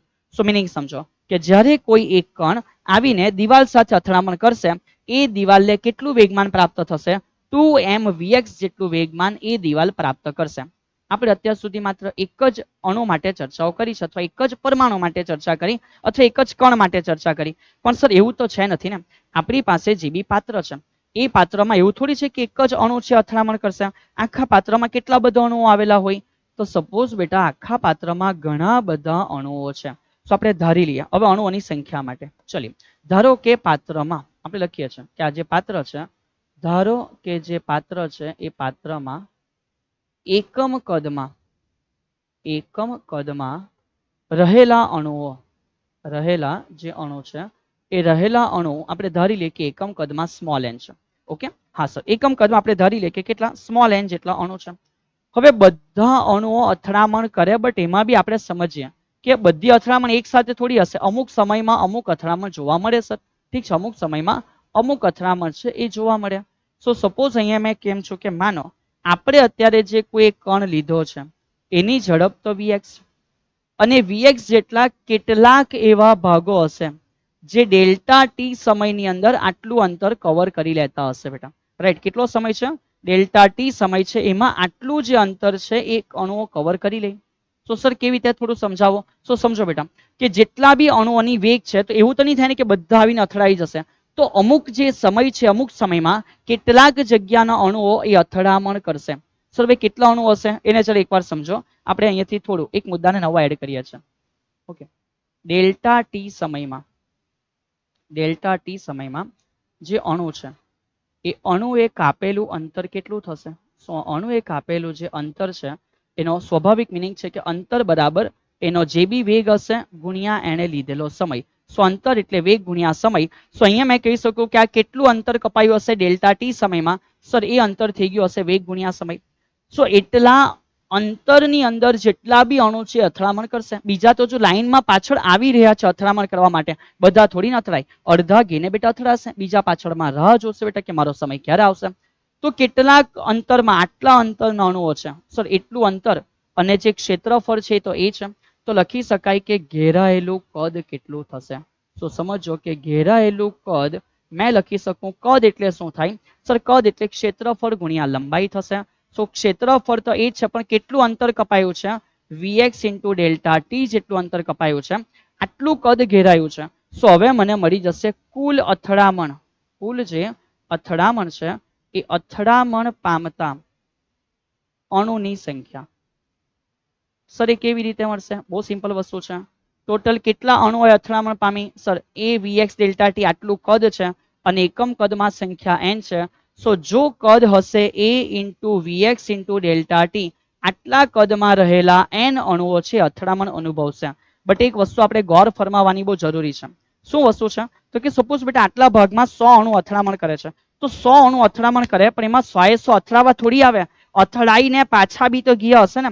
તો આપણે એક રેશિયો સેટ કરી શકીએ કે સપોઝ આની અંદર 100 અણુ છે, તો 100 માંથી 50 એવા હશે જે અથડાવા માટે જતા છે અને 50 એવા હશે જે અથડાઈને બેક થયા છે. તો ટોટલ થાય ને 100. જે બી છે આ જ છે, એમાં જ અણુઓ આવે બી છે અને અથડાઈને જાય બી છે. તો ટોટલ જે બ્રેકેટ અથવા બોક્સનો જે ભાગ બન્યો એની અંદર જેટલા અણુઓ છે એમાંથી અડધા આવે છે અને અડધા જાય છે, એવું આપણે એઝ્યુમ કરવું પડે. સો મેં લખી શકું કુલ અથડામણ પામતા અણુની સંખ્યા જે છે n છે. બટ આપણે કહી શકીએ કે અડધા અણુ, રાઈટ, જેમાંથી અડધા અણુ અથડામણ અનુભવી પાછા ફરે છે, રાઈટ. અને અડધા ક્યાં છે? તો કે અડધા હજુ જઈ રહ્યા છે. સો કુલ અણુઓની સંખ્યા, એક કામ કરવા લખી શકું, કુલ સંકળાયેલા, કુલ જે બી છે બેટા, કુલ સંકળાયેલ જે અણુ છે એની સંખ્યા, એમાંથી અડધા છે જે અથડામણ પામીને પાછા આવે છે. સો રિયાલિટીમાં આપણે ધ્યાનમાં કેટલા લેવાના છે? સો માટે જે સંખ્યા આપણે ધ્યાનમાં લેવાની છે, ટોટલ સંખ્યા જે છે એ Vx into delta T into N, એમાંથી માત્ર એવા અડધા જ હશે જે અથડામણ પામીને પાછા આવે છે. અને જેટલા બી પાછા આવે છે એના લીધે વેગમાન મળશે. સો તેથી આપણે લખીશું કે સપાટી જે છે એ સપાટીને મળતું કુલ વેગમાન. સો સ્ટાર્ટ કરીશું કે જે સપાટી છે એ સપાટીને મળતું જે કુલ વેગમાન થશે, કુલ વેગમાન કેટલું થશે? સો સિમ્પલ વેમાં, રાઈટ, કે એક અણુના કારણે, સમજો લખી શકાય કે જે બી એક અણુ છે એ એક અણુના કારણે વેગમાન, કે ભાઈ એક અણુના કારણે કેટલું વેગમાન પ્રાપ્ત થયું. અને લખી શકાય કે આવા અણુ કેટલા છે? તો કે ભાઈ કુલ સંખ્યા કેટલી છે, અને કુલ આના માટે જે સંખ્યા છે એ સંખ્યા કેટલી છે. ચલિએ સો સ્ટાર્ટ કરીશું કે સર એક અણુના કારણે જે વેગમાન મળે એ પાછળ આપણે મેળવી ચૂક્યા છે કે 2mvx છે. સો એક અણુના કારણે વેગમાન 2mvx છે. અને એવું ટોટલ કેટલા અણુઓની સંખ્યા છે? સર આપણી પાસે જે સંખ્યા છે 1/2 a vx delta T into n જેટલી છે. સો અહીંયાથી કઈ જ કેન્સલ નહીં, માત્ર બે કેન્સલ થશે. સો તેથી આપણે કહી શકીએ કે અહીંયા જે પી ફાઇનલ આવે છે કોને? દિવાલને મળતું ટોટલ વેગમાન, m એક વાર, a એક વાર, vx બે વાર, ડેલ્ટા ટી અને સંખ્યા છે. ઠીક છે. સો લખી શકાય કે m n a પછી કોણ છે? તો કે vx બે વાર અને ડેલ્ટા ટી, એટલે કે vx નો વર્ગ અને ડેલ્ટા ટી છે. આટલું વેગમાન પ્રાપ્ત થયું. આટલું વેગમાન શું થયું? પ્રાપ્ત થયું. કોને? સર દિવાલને. થિયરી જોરદાર બની, બટ આપણે એને બહુ સરળ વેમાં લખવા પ્રયત્ન કર્યો છે. આ જ સિમ્પલ વેમાં થિયરી લખવી, જેથી બહુ લાંબી બેટા અથડામણ લખવાની નહીં થાય અને ઇઝીલી કન્સેપ્ટ સુધી પહોંચી શકાય. સો વન્સ અગેન આપણે શું કન્સેપ્ટ સમજ્યા છે? સર આ બધું શું છે એ બધું બી સમજીએ બેટા, એનો બી વારો આવશે ધીમે રહીને આગળની થિયરીમાં સમજીએ છીએ. પહેલા અહીંયા સુધી પહોંચો. ચલીએ સર આપણે એવું એઝ્યુમ કરી લીધું છે કે જે પણ એક અણુ છે એ માત્ર x અક્ષમાં ગતિ કરે છે. એના માટે આપણે સમજવાની શરૂઆત કરી. ઓકે બેટા, એ જે x અક્ષમાં ગતિ કરે છે, ધારો એનો જે દર છે એ આપણે એઝ્યુમ કરી લીધું કે m જેટલું દર છે. એ આવે છે અને જાય છે, તો એના વેગમાનમાં જેટલો ફેરફાર એટલો દિવાલના વેગમાનમાં ફેરફાર, એ આપણે એક માટે મેળવી લીધો. હવે આપણે સ્ટાર્ટ કર્યું કે ટોટલ કેટલા અણુઓ અથડામણ કરતા હશે, તેના માટે અમુક સમય, ચોક્કસ સમયની અંદર કેટલા અણુ આવે છે એ આપણે ફાઇન્ડ આઉટ કર્યા. એટલે કે ડેલ્ટા ટી ની અંદર જે કદ ઘેરાયું છે એ કદમાં સંખ્યા કેટલી છે. હવે એ સંખ્યાના આધારે આપણે ડિવાઈડ કર્યા કે અડધા આવતા હશે ને અડધા તો જતા હશે બેટા. ઠીક છે. સો ટોટલ અહીંયા આપણે વેગમાન સુધી પહોંચી ગયા કે p mn a vx delta T આખાનો શું છે? સ્ક્વેર છે. હવે અહીંથી આગળ વધીશું. મેં જાણું છું કે તમારા દિમાગમાં જે એક પ્રશ્ન હશે કે સર આ તો ખાલી x ની ચર્ચાઓ કરી, બાકીની ચર્ચાઓ કેવી રીતે આવશે? સમય સાથે બેટા ધીમે ધીમે મળશે, એને આપણે આગળના પ્રશ્નમાં સોલ્વ કરીશું. ચલીએ સો ભાઈ આગળના પ્રશ્નમાં આપણને એમણે કહી દીધું છે કે વાયુ પાત્રમાં રહેલા વાયુના અણુઓ ડેલ્ટા ટી સમયમાં પાત્રની દિવાલ સાથે જ્યારે અથડાય છે ત્યારે એ અથડામણ દ્વારા દિવાલને મળતું જે વેગમાન છે, શું લખીએ છીએ કે દિવાલને જે મળતું વેગમાન છે એ લોકો આપી દીધું છે. પણ નહીં આપે તો પણ આપણે તૈયારી રાખવાની કે આ ઇક્વેશન આપણે મગજમાં ફિટ રાખીએ. સો જે વેગમાન પ્રાપ્ત થયું દિવાલને એ થશે m n a vx નો વર્ગ ઇન્ટુ ડેલ્ટા ટી છે. એના દ્વારા આપણે હવે કુલ દબાણ સુધી પહોંચવાની ચર્ચાઓ શરૂઆત કરવાની છે. બંને થિયરી છે બેટા, થઈ શકે બંને થિયરી કમ્બાઈન કરીને કોઈ 4 માર્કનો સવાલ પણ પૂછી લે. હા મેં કેમ છું એવું ના થવું જોઈએ, બટ એ તો બેટા નસીબ છે હવે કે કોઈને અચાનક આવું મન થઈ ગયું કે સર આવો જોરદાર સવાલ અમને 4 માર્કની અંદર પૂછી લીધો. હા ને, વાંધો નહીં, થઈ શકે. ચલો આગળ વધીએ. સો ફાઇનલી આ ડેલ્ટા ટી જ્યારે નીચે આવશે તો લખી શકાય કે p ના છેદમાં t અથવા ડેલ્ટા ટી એટલે કે સમય છે.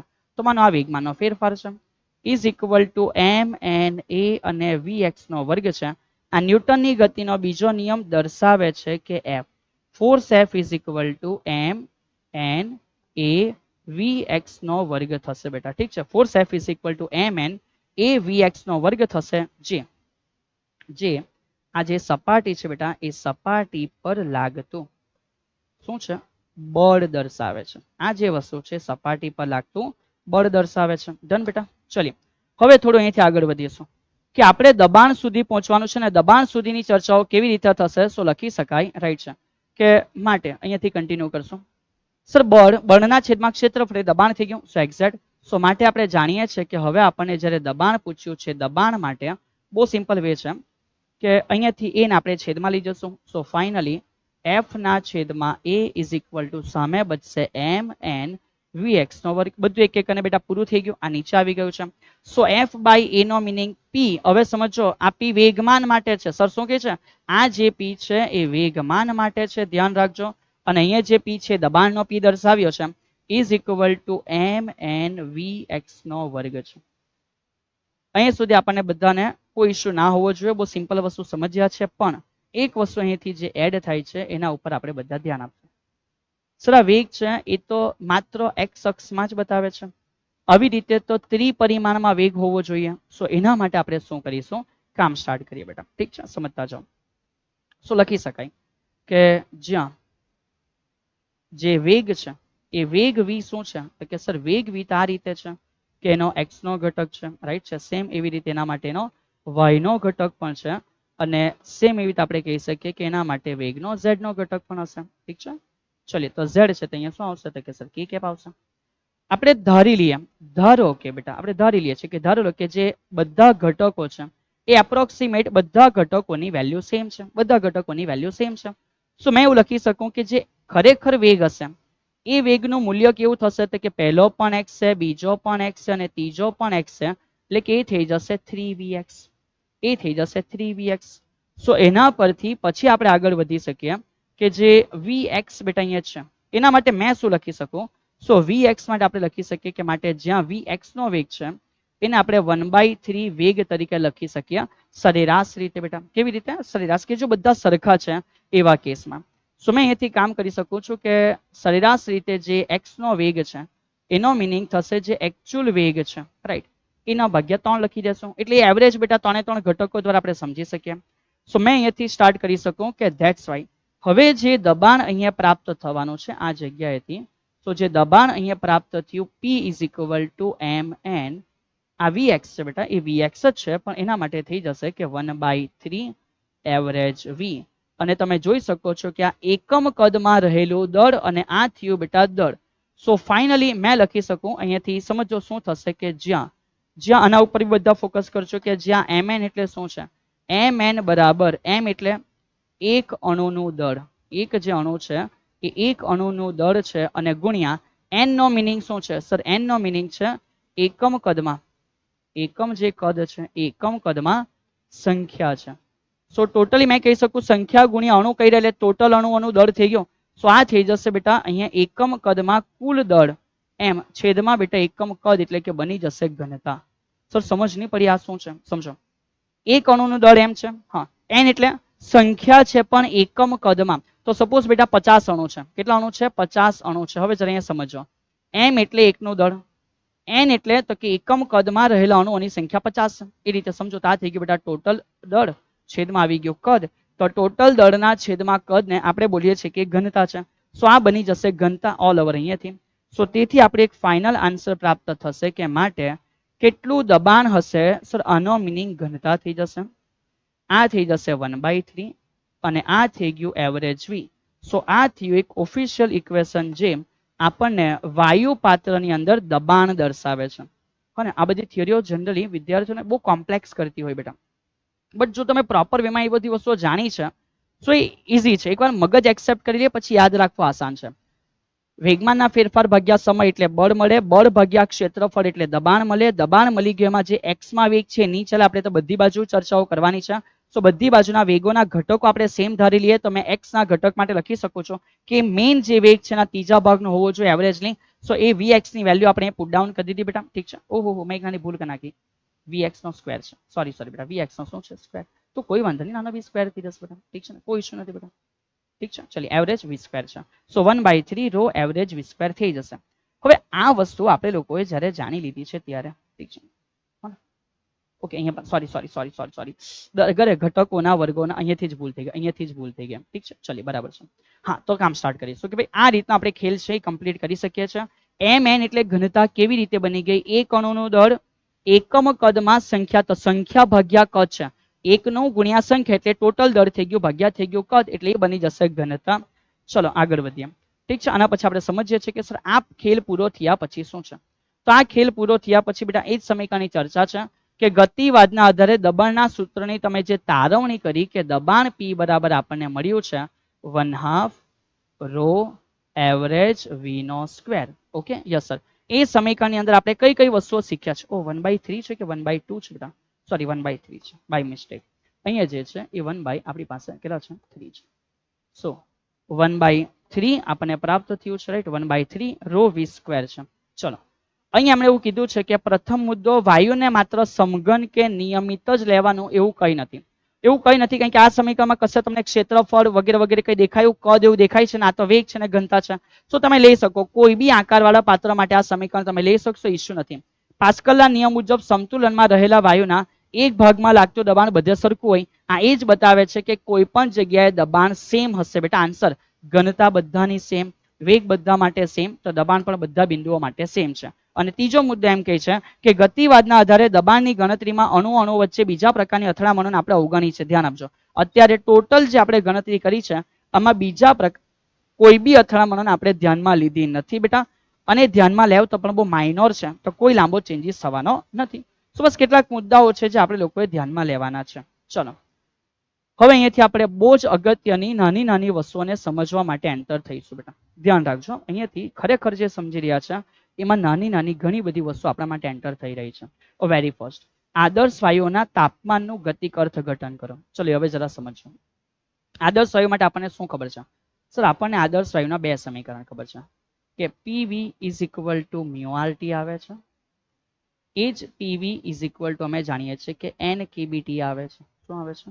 NKBT આવે છે, બરાબર. આપણે બે જાણીએ છીએ.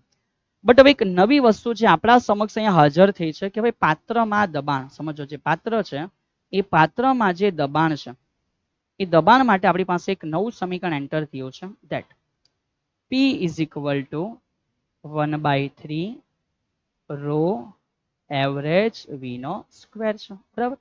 હવે એ સ્ટાર્ટ કરીએ. આપણે એનું તાપમાન સુધી જે સમીકરણ છે એને એક્સટેન્ડ કરીશું. સમજો કેવી રીતે. સો P નો મિનિંગ શું છે? સર P તો P છે સર, એને μRT છેદમાં લખી શકાય, KBT NV ગમે તે પણ. બટ અહીંથી સ્ટાર્ટ કરીએ કે જે P છે એ P ઇઝ ઇક્વલ ટુ 1/3. જરા સમજો ઘનતા એટલે શું છે? સર ઘનતા એટલે દળના છેદમાં કદ આવે. ઓકે, દળના છેદમાં કદ આવે. એવરેજ V નો સ્ક્વેર છે, કોઈ ઇશ્યુ ના હોવો જોઈએ. V ઉપર મોકલી આપ્યા. સો લખી શકાય કે PV is equal to 1/3 m average V નો સ્ક્વેર છે. ઓકે બેટા, ચલો PV નો મિનિંગ. PV નો મિનિંગ તમે કોઈ પણ જગ્યાએથી અહીંયાથી પણ લખી શકો, અહીંયાથી પણ લખી શકો. સપોઝ બેટા મેં μRT પરથી લખું છું. આ જે સમીકરણ છે એ જ સમીકરણ આપણે બે વેમાં આગળ વધારીએ. ચલીએ તો સ્ટાર્ટ કરીએ. સમજો કે સર અહીંયાથી વેરી ફર્સ્ટ, અહીંયાથી આપણે કામ ચાલુ કરીએ. વેરી ફર્સ્ટ પહેલો કેસ, ઠીક છે. तो અહીંયાથી જે પહેલો કેસ છે એ ચાલુ કરીએ છીએ કે ભાઈ માનો સુનો यहाँ पे क्या है.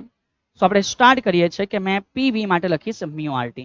સો PV માટે μRT લખી શકાય અને ઇઝ ઇક્વલ ટુ સામે મારી પાસે જે અવેલેબલ છે એ 1/3 m ઇન્ટુ એવરેજ શું છે V સ્ક્વેર છે. ઠીક છે, ચલિए જરા બોલો બેટા મ્યુ નો મિનિંગ શું છે? સર મ્યુ દળ વાળો કેસ છે, એમાં આપણે એવું જાણીએ છીએ કે મ્યુ નો મિનિંગ ટોટલ જે દળ છે એને અણુભાર વડે ભાગી નાખો એટલે આપણો જવાબ આવે RT is equal to 1/3 m average V square છે, બરાબર. સો તમને એવું કંઈક પ્રાપ્ત થાય છે બેટા કે કોઈ કેન્સલ થઈ ગયું? તો કે યસ સર, અહીંયા અમે જોઈ શકીએ છીએ કે દળ કેન્સલ થાય છે. જે દળ છે એ શું થઈ ગયું? કેન્સલ થઈ ગયું. સો દળના કેન્સલ થવાથી રાઈટ આપણને એવું કંઈક ને કંઈક પ્રાપ્ત થયું કે સર સમથિંગ એવરેજ જે V સ્ક્વેર છે એનો મિનિંગ થઈ જશે આ ઉપર જશે 3RT divided by m note. Okay, yes or નો?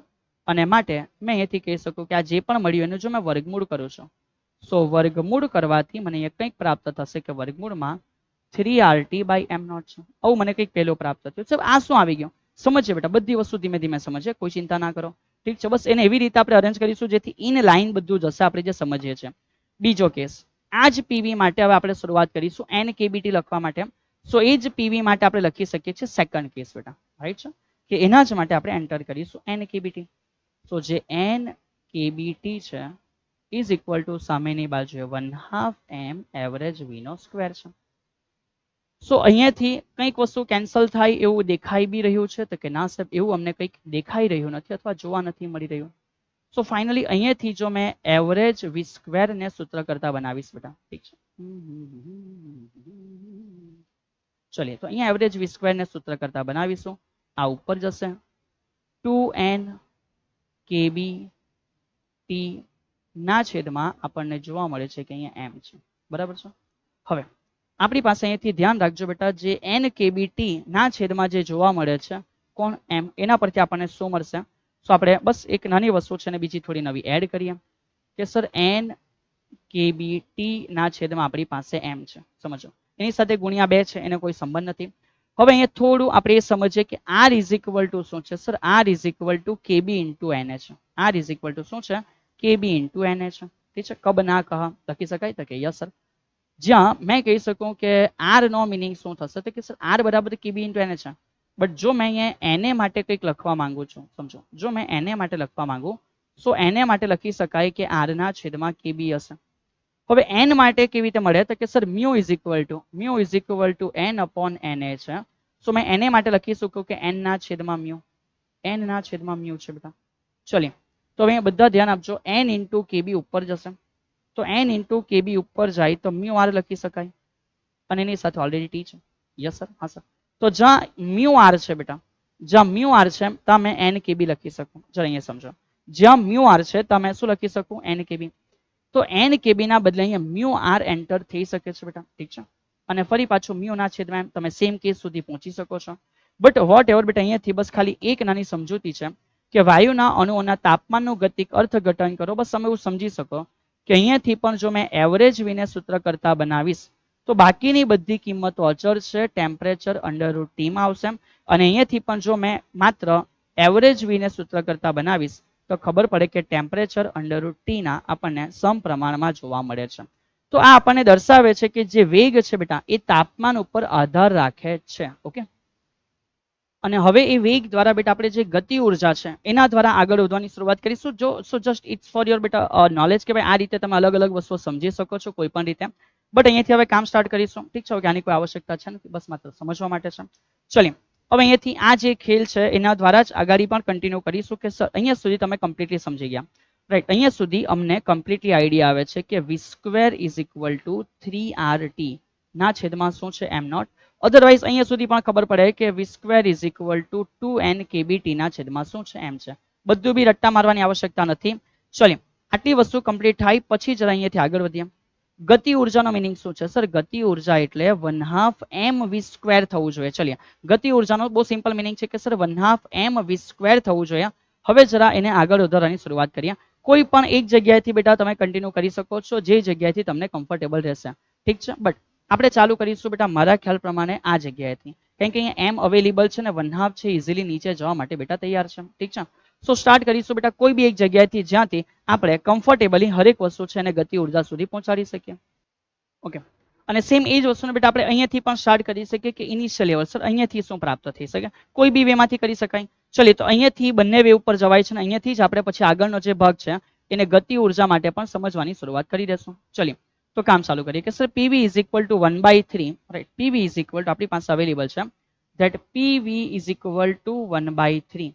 પછી તો કે સર સાથે લખી શકીએ કે m v સ્ક્વેર છે. So PV is equal to 1/3 m એટલે ટોટલ દળ ઇન્ટુ એવરેજ વી સ્ક્વેર છે. ચલીએ હવે અહીંયાથી થોડું સમજશું કે આ જ વસ્તુને ઉર્જા માટે લઈ જવું છે તો પહેલા તો પીવી ઇઝ ઇક્વલ ટુ આપણે લખી શકીએ છીએ કે n કેબી ટી છે. Okay, is equal to 1/3. Total દળનો મિનિંગ થશે એક અણુનું દળ ગુણ્યા એની સંખ્યા. ઓકે, ગુણ્યા એની શું થશે? સંખ્યા. જ્યાં એક અણુનું દળ ગુણ્યા આપણે સંખ્યા કરવા ટોટલ દળ સુધી પહોંચી ગયા, એવરેજ વી થશે. સો માટે અહીંયાથી શું કરવામાં આવશે બેટા? એ બહુ સિમ્પલ સમજો કે જે અહીંયા સંખ્યા છે કુલ એને આપણે કીધી છે n, સોરી આ થઈ ગઈ સ્મોલ n, આ થઈ ગયું કેપિટલ n, ટોટલ સંખ્યા. સો બંને બાજુથી આપણે કહી શકીએ કે જે ટોટલ સંખ્યા છે કેન્સલ આઉટ થશે અને ફાઇનલી 3 ઉપર જવાથી 3 K B T is equal to m average V square. એક અણુનું દળ, એક અણુનો વેગ જેને બંને બાજુ 1/2 વડે ભાગીશું. So 1/2 m average V square is equal to અને પણ 1/2 વડે ભાગીશું સો 3/2 કેબીટી.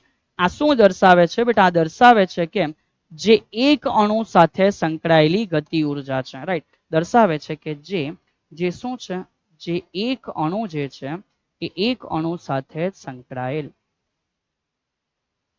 આપણને ગતિ ઉર્જા દર્શાવે છે. ચલિए કેમ? કારણ કે દળ એકનો, વેગ એકનો અને એના માટે જે બી છે ગતિ ઉર્જા છે. અને ડાયરેક્ટલી બેટા જે ગતિ ઉર્જા કે હશે એ ટેમ્પરેચરના કેવા પ્રમાણમાં?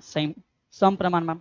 તો ટેમ્પરેચર વધારે તો ગતિ ઉર્જા વધે છે, પણ જ્યારે ટેમ્પરેચર શૂન્ય છે ત્યારે ગતિ ઉર્જા પણ કેવી છે? શૂન્ય. પણ એ આદર્શ વાયુ માટે જ ફોલો થાય છે, હર જગ્યાએ ફોલો થશે નહીં. ચલિए તો હવે અહીંયાથી સ્ટાર્ટ કરીશું કે સર કોને કહેવામાં આવે નિરપેક્ષ તાપમાન? તો સમજો બેટા કે નિરપેક્ષ શૂન્ય તાપમાન માટે હવે એક નવી વ્યાખ્યા અત્યાર સુધી આપણે જાણીએ છીએ કે સર જે જગ્યાએ દબાણ શૂન્ય થાય તે તાપમાન.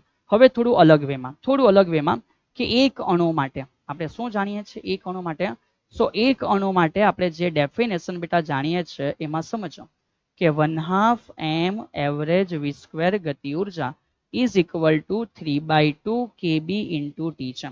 સો થઈ શકે ને? થઈ શકે બેટા કે જ્યારે અહીંથી ખબર પડે કે જ્યારે t ઇઝ ઇક્વલ ટુ 0 થશે, સો t બરાબર 0 પાસે આનો જવાબ બી 0 થઈ જશે.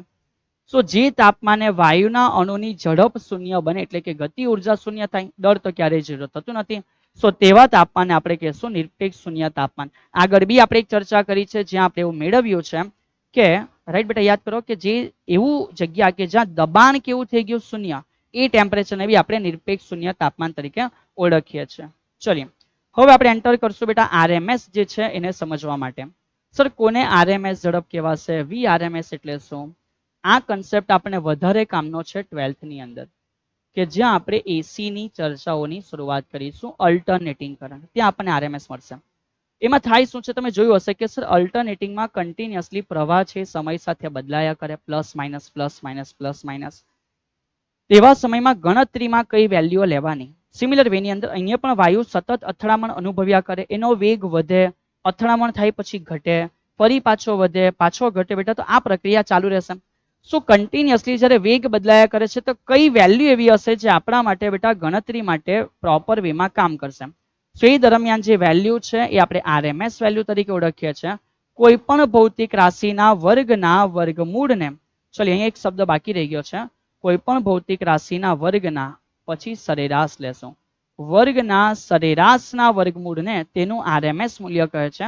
સર બોલે તો કેવી રીતે? તો સપોઝ બેટા વેગ છે, વેગનો પહેલા વર્ગ કરો, પછી એનો સરેરાશ લેવ અને પછી એનું વર્ગમૂળ કરો. સર આવું કરવાથી વીજ આવે ને? ના બેટા, સરેરાશ કરો ત્યારે આપણા માટે આન્સરો ચેન્જ થયા હોય અને એવું કરવાથી જે મળે છે એને બોલાય કે આરએમએસ છે. હા, કોઈ વેલ્યુ કોન્સ્ટન્ટ છે, અચળ છે, તેના માટે સેમ જ આવશે, બટ જે વેલ્યુ બદલાયા કરે એના માટે આરએમએસ નો આન્સર અલગ છે. ચલો હવે આપણે કમ્પ્લીટલી સમજી ગયા છે કે દબાણ P બરાબર 1/3 rho average V square. Average V square ને સૂત્ર કરતા બનાવીએ, 3 ઉપર જશે, સો 3p ના છેદમાં રો છે. હવે આનું જ્યારે આપણે વર્ગમૂળ કરીએ છીએ, સો એ વર્ગમૂળ કરવાથી આપણને ખબર પડે કે સર વર્ગમૂળ કર્યું તો સામે 3p/ρ થઈ જશે અને કોઈ પણ રાશિના વર્ગના સરેરાશનો વર્ગમૂળ એ એના માટે બતાવે છે એનું કયું મૂલ્ય? સર એ એનું આરએમએસ મૂલ્ય છે. આગળ વધ્યા બેટા, હવે આ આરએમએસ મૂલ્ય દળના પદમાં આરએમએસ મેળવો. ચલો સમજો કેવી રીતે. તો આપણી પાસે ઓલરેડી કંઈક સમીકરણો જે પ્રાપ્ત થયા છે, એમાં એક ગતિ ઉર્જાનું સમીકરણ કે 1/2 m average V square is equal to 3/2, right છે, ગતિ ઉર્જાના સંદર્ભમાં kb ઇન્ટુ ટી આપણને જોવા મળે છે. ચલી તો અહીંયાથી 3/2 kb ઇન્ટુ ટી છે, અહીંથી સમજીએ કે સર આ 2 તો કેન્સલ થશે. સો એવરેજ વી સ્ક્વેર માટે આ 3 kb છે અને અહીંયા ટી છે, ના છેદમાં એક અણુનું દળ આવી જાય. બંને માટે આપણે જ્યારે વર્ગમૂળ લઈ લેશું, so average V square is equal to અહીંયા પણ વર્ગમૂળ 3 kb અને અહીંયા ટી ના છેદમાં m થઈ જશે. સો કોઈ પણ રાશિના વર્ગના સરેરાશનો વર્ગમૂળ એનું આરએમએસ મૂલ્ય બતાવે છે. સો આ 3 kb t ના છેદમાં m જે તૈયાર થયું આરએમએસ મૂલ્ય તમે અહીંયા ચેક કરી શકો. યસ સર, આ રીતે જોવા મળે છે. ચલિએ આગળ વધીએ. આના પછીનો ખેલ સમજો કે સાહેબ આ શું છે. તો અત્યારે આપણે કયું સમીકરણ લાવ્યા? સર આપણે લાવ્યા વી આરએમએસ ઇઝ ઇક્વલ ટુ સૌથી પહેલા √3p ના છેદમાં રો, પહેલું સમીકરણ. બીજું સમીકરણ અહીં આપણે જે મેળવ્યું આ બાજુ બેટા જસ્ટ અત્યારે એ છે 3 kb t/m. સો એ 3 kb t ના છેદમાં આપણી પાસે m છે. હવે અહીં આપણે RT ના સંદર્ભમાં જવાનું છે. ચલિએ જરા સમજો કઈ રીતે. સો આપણે જાણીએ છીએ કે PV is equal to mu RT, yes sir, અને ઇઝ ઇક્વલ ટુ આપણે જાણીએ છીએ કે એન કેબી ઇન્ટુ ટી છે. સો અહીંયાથી મેં એક નાની વેલ્યુ તમારા માટે રિપ્લેસ કરાવી શકું છું કે ભાઈ કેબી ટી અહીંયા છે, હા સર, કેબી ટી જે છે અથવા જે કેબી છે એની વેલ્યુ કોઈ બી એકની વેલ્યુ રિપ્લેસ કરીશું. તો સપોઝ બેટા મેં કેબી ની વેલ્યુ અહીંથી રિપ્લેસ કરું, સો કેબી માટે આપણે શું લખી શકીએ સર, એનટી નીચે ગયા, સર અહીંયા સમજો, ટી કેન્સલ છે, હા સર, આ કોણ છે તો કે મ્યુ, મ્યુ નો મિનિંગ શું થશે સર, સંખ્યા છે તો એન ના છેદમાં એને થશે, ગુણ્યા કોણ છે તો કે સર આર છે, અને એન ઉપરથી ક્યાં ગયો, નીચે ગયો, તો એન એન કેન્સલ થઈ ગયો, યસ સર. બીજો અહીંયા આ સમીકરણમાં એને દેખાય છે તો કે ના સર, એને બિલકુલ પણ દેખાતું નથી. જરા એના માટે સમજો કે કેબી બરાબર આર ના છેદમાં એને, તો આપણે ઓલરેડી જાણીએ છીએ કે રબ ને કબ ના કહા, પણ બીજું સમજો કે mu is equal to N upon એને છે, અને is equal to M upon બેટા એમ નોટ છે. એમ અપોન શું છે, એમ નોટ છે. શું મેં એને માટે શું લખી શકું તો સર, એને માટે તમે લખી શકો છો કેપિટલ એન એમ નોટ ના છેદમાં સ્મોલ એમ. ઠીક છે, ચલિए હવે અહીંથી જરા સમજો કે આપણે આ બધી વેલ્યુઓ પછી શું મેળવ્યું છે. સો વર્ગમૂળમાં 3 છે, ઓકે સર, કેબી ટી ના છેદમાં એમ છે. મેં કેબી માટે શું લખી શકું છું, સો કેબી માટે આપણે લખી શકીએ છીએ, ઓકે ક્યાં છે બેટા, આઈ આર ના છેદમાં એન એમ. સો અહીંથી સમજો કે સર આર છેદમાં એન નો જે આન્સર છે આપણે લખ્યો છે કે એન નો જે આન્સર થશે એન એમ નોટ અને છેદનો છેદ સ્મોલ એમ ઉપર જશે. સો મેં અહીં લખું છું 3, કેબી નો જે મિનિંગ છે બેટા, એ કેબી નો મિનિંગ આર ઇન્ટુ એમ છેદમાં એન ઇન્ટુ એમ નોટ, એની સાથે ટી અને છેદમાં ઓલરેડી બેટા એમ આપણને જોવા મળે છે. સો ફાઇનલી લખી શકાય કે તેથી સર એમ એમ કેન્સલ થશે, 3RT ના છેદમાં એમ નોટ, 3RT ના છેદમાં એમ નોટ, જે આપણા માટે n એ સંખ્યા છે જે આપણે એક અણુ માટે લીધી છે, તો આ સંખ્યા કેટલા અણુ માટે થઈ ગઈ સર, એક અણુ માટે. સો ધેટ્સ વાય સેમ કેસમાં આપણે લખી શકીએ છીએ કે અંડર રૂટમાં 3RT બાય આપણને એમ નોટ પણ જોવા મળે છે. ઓકે, બહુ લાંબી લાંબી ચર્ચાઓ કરી શકાય, કોઈ ઇશ્યુ નથી, પણ મેઇન સર તમને કહે છે કે બસ આટલા જે સમીકરણ છે એના ઉપર તમારે વેલ ફોકસ રહેવાનું છે. જે સમીકરણો તમને બેટા ક્યારેક ને ક્યારેક આરએમએસ વેલ્યુની જરૂરિયાત હશે તો બહુ ઇઝીલી શોધીને આપશે. લાઈક સપોઝ 300 કેલ્વિન તાપમાને મને નાઇટ્રોજન માટે કીધું કે વર્ગિત સરેરાશ ઝડપ અથવા સરેરાશ વર્ગિત ઝડપ, સો જે વી આરએમએસ અહીંયા શોધવા કીધું છે એનું સમીકરણ ટેમ્પરેચર આપ્યું હોય ત્યારે કયું ઈઝી રહેશે, તો ચેક કરો બેટા, અહીંયાથી પણ થઈ શકે, અહીંયાથી પણ થઈ શકે, બટ સર આપણે કયું લેશું બેટા, આ લેશું, કેબી આપણને ખબર હોય. સો મેં કહી શકું છું કે અંડર રૂટમાં 3 કેબી ટી ના છેદમાં, બધા ધ્યાન રાખજો અહીંયા બેટા એમ છે, એમ એટલે એનું જે પણ કંઈક દળ હશે એની ચર્ચા આપણે કરવાની. નાઇટ્રોજન વાયુ માટે દળ કેટલું થઈ શકે સર, એન માટે દળ પૂછવામાં આવે તે 14 થશે, અને નાઇટ્રોજન એટલે N2 છે તેના માટે 28 ગ્રામ દળ આપણું થઈ જશે. સો ફાઇનલી અહીંયાથી તમે બેટા આન્સર બહુ ઇઝીલી લાવી શકો છો કે સર અહીંયા કેબી ની વેલ્યુ આપણે જાણીએ છીએ 1.38 ગુણ્યા 10 - 23 છે. ટેમ્પરેચર આપણને કીધું છે કે 300 કેલ્વિન છે, અને તમે જે દળ છે એ લખી શકો છો બેટા 28 ગ્રામ એટલે 10 - 3 સામાં કિલોગ્રામમાં. ઠીક છે, તે થઈ શકશે, આસાન વસ્તુ છે. ચલિए હવે અહીંયાથી આગળનો જે ટોપિક છે એને સમજવા માટે આપણે કન્ટિન્યુ બનશું બેટા, એ છે વાયુઓના અણુઓ માટે મુક્તતાના અંશો. હવે સાહેબ કોણ છે મુક્તતાના અંશો, ઠીક છે ને. તો બેટા મુક્તતાના અંશો એટલે સર સિમ્પલ વેમાં કહે છે કે પહેલા એવી રીતે સમજાવવામાં આવે કે ભાઈ જેટલી દિશાઓમાં એ હલન ચલન કરી શકે એને મુક્તતાના અંશો કહેવાય. બટ રિયાલિટીમાં બેટા એવું છે કે હલન ચલન તો હર જગ્યાએ થઈ શકશે, બરાબર છે, ગતિ તો હર જગ્યાએ થઈ શકશે, બટ જેટલી ડાયરેક્શનોની અંદર ગતિ થાય છે એમાં એ ગતિ ઉર્જા ધરાવે. It is most important things બેટા, વન્સ અગેન સમજો, જેટલી અલગ અલગ દિશાઓમાં ગતિ થાય છે એટલી અલગ અલગ દિશાઓમાં એ ગતિ ઉર્જા ધરાવે છે. સો એ જગ્યા આપણે એને કહેશું કે એનો મુક્તતાનો અંશ 1 કન્સિડર કરશું. ચલિए સમજો, તો અહીંયા આપણને એવું પ્રોવાઈડ કર્યું છે વ્યાખ્યાની અંદર, આપેલ વાયુના અણુઓ જેટલી રીતે સ્વતંત્ર ગતિ ધરાવી શકે તેને કહેવાય મુક્તતાનો અંશ. બટ એક નાનો સુધારો કરીશું, માત્ર ગતિ નહીં, ગતિ ઉર્જા ધરાવે, આ શબ્દ અગત્યનો છે.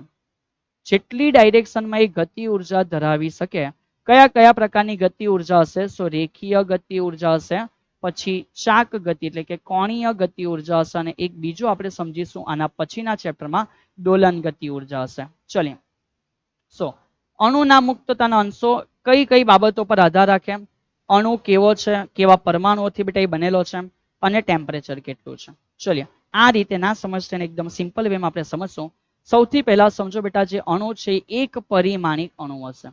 કયો અણુ હશે, એક પરિમાણિક જે અણુ હશે એની આપણે ચર્ચા કરીએ. સર એક પરિમાણિક અણુ એટલે કયા પ્રકારનો અણુ? જે બેટા એકદમ સિંગ્યુલર ફોર્મ ધરાવે, લાઈક સપોઝ કે જે હિલિયમ છે. સો એની કક્ષાઓ તો કમ્પ્લીટલી ભરાયેલી છે, કોઈ સાથે કોઈ આપણે થતી નથી. સો ધેટ્સ વાય એ એક પરિમાણિક છે. Ne, Ar અને Kr આ બધા એક પરિમાણિક અણુઓ છે. પછી બેટા આપણે જોઈશું કે કેટલાક અણુઓ છે જે દ્વિપરિમાણિક છે. કેવા અણુઓ છે? દ્વિપરિમાણિક અણુઓ છે બેટા. ઇંગ્લિશમાં બોલવામાં આવે ડાયએટોમિક ગેસીસ. તો એની અંદર શું હશે તો કે H સાથે છે બેટા H2, N સાથે છે N2, F સાથે છે F2, O સાથે છે O2. એને કહેવામાં આવે દ્વિપરિમાણિક પ્રકારના. અને પછી થઈ જશે ત્રિપરિમાણિક.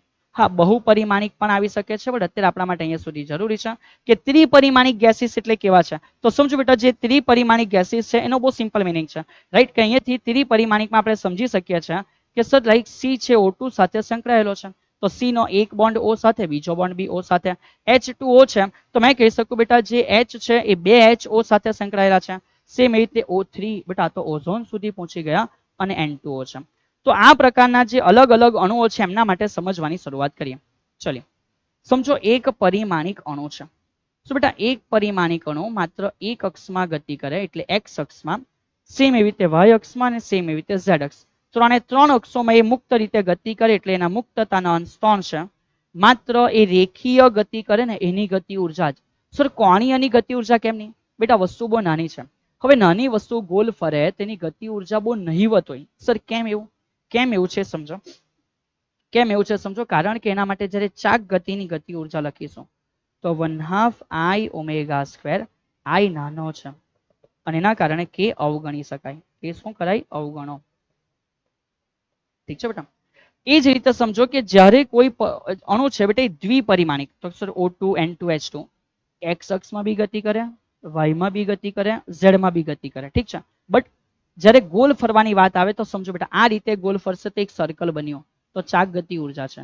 આ રીતે ગોલ ફરશે તો બી એક સર્કલ બન્યું, ચાક ગતિ ઉર્જા. પણ જ્યારે અહીંયા જ ગોલ ફરે લાઈક આ રીતે તો આવડી અમસ્તી ગતિ ઉર્જા બેટા આવડી અમસ્તી ત્રિજ્યા બની. એ ત્રિજ્યાના લીધે કોઈ બહુ મોટી ગતિ ઉર્જા ચાક ગતિમાં સર્જન નહીં પામે. તો અહીંયા સમજો 3 ગતિ ઉર્જા છે. 3 શાની છે? તો આને 3 બેટા માત્ર રેખીય ગતિના કારણે છે. કઈ ગતિ? રેખીય ગતિના કારણે 3 ડિગ્રી ઓફ ફ્રીડમ છે. જ્યારે અહીંયા શું હશે તો કે 3 રેખીય ગતિ છે. 3 કઈ છે? રેખીય ગતિ છે. અને વત્તા જે બીજી બે હશે એ બીજી બે બેટા ચાક ગતિના કારણે એન્ટર થશે દ્વિપરિમાણિકની અંદર.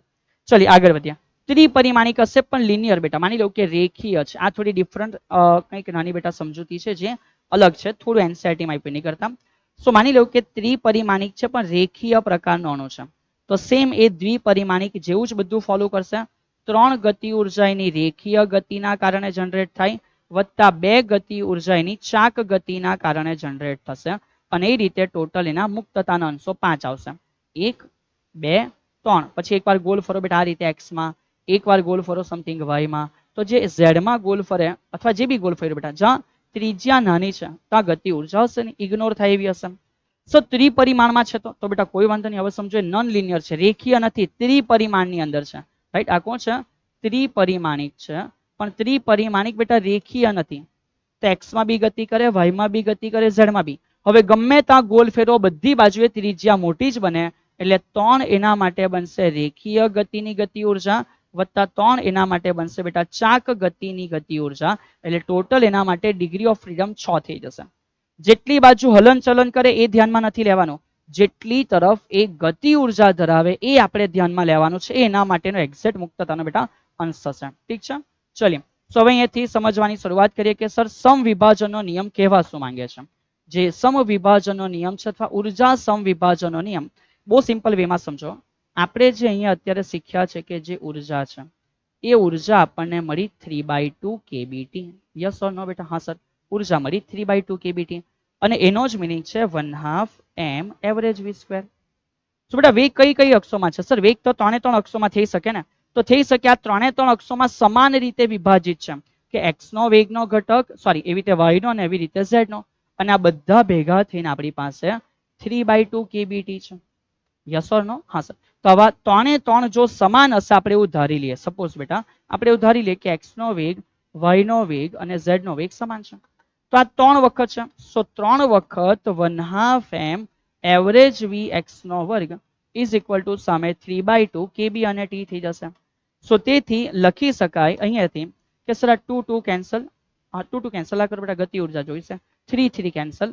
સો મેં કહી શકું કોઈ એક ડાયરેક્શનમાં માની લો કે ખાલી એક્સ અક્ષ છે, તો માત્ર એક્સ અક્ષ માટે જે ગતિ ઉર્જા છે એ 1/2 kBt જેવી બેટા થશે. એ કેટલી થશે? 1/2 kBt જેવી થશે. તો ધ્યાન રાખજો એક અક્ષમાં ગતિ ઉર્જા કેટલી છે? 1/2 kBt. હવે આપણને કીધું છે કે દ્વિપરિમાણિક વાયુ માટે મુક્તતાના અંશો કેટલા? તો સર તમને સમજાવી ગયા.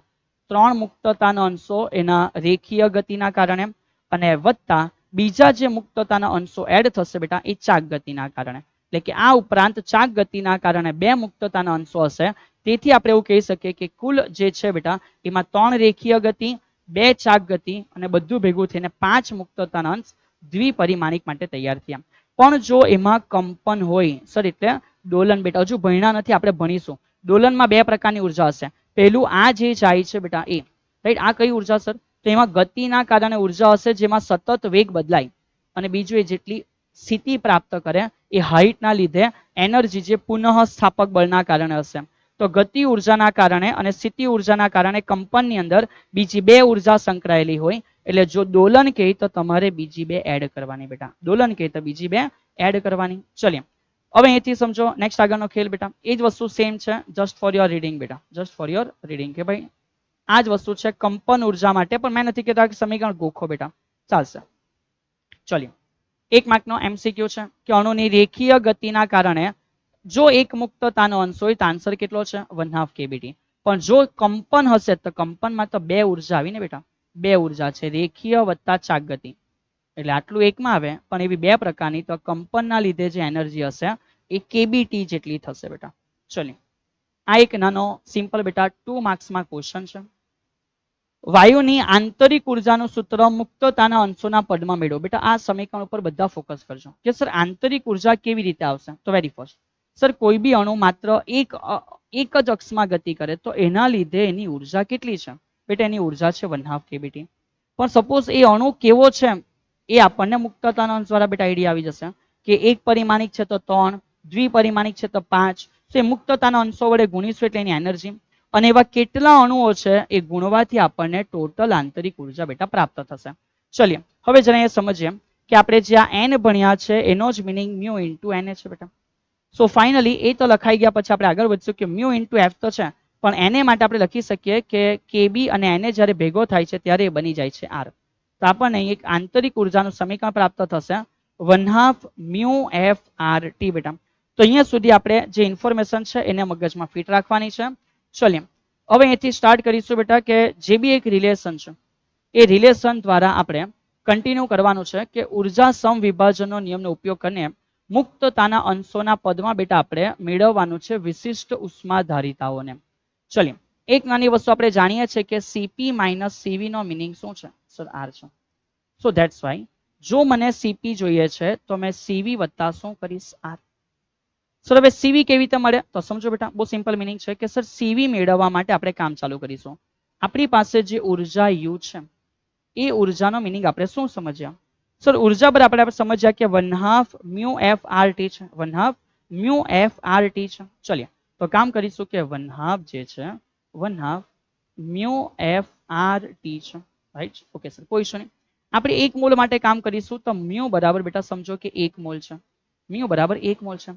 So U is equal to 1/2 1 mall હશે તો FRT થશે. ચલિએ સો જ્યારે આપણે આ ઉર્જાનું ટેમ્પરેચરની સાપેક્ષે બેટા વિકલન કરશું du ના છેદમાં dt, અને એવું કરવાથી રાઈટ અહીંયા જે t છે બેટા એ ટેમ્પરેચરનો t છે, રાઈટ છે, is equal to 1/2 FR ટેમ્પરેચરનું વિકલન બેટા 1 થઈ જશે. ઠીક છે, અને આ જે છે એને આપણે લખી શકીએ છીએ કે સર આ બની જશે આપણા માટે CV કોન્સ્ટન્ટ વોલ્યુમ પર આપણા માટે વિશિષ્ટ ઉષ્માધારિતા, અને આ થઈ જશે FR/2.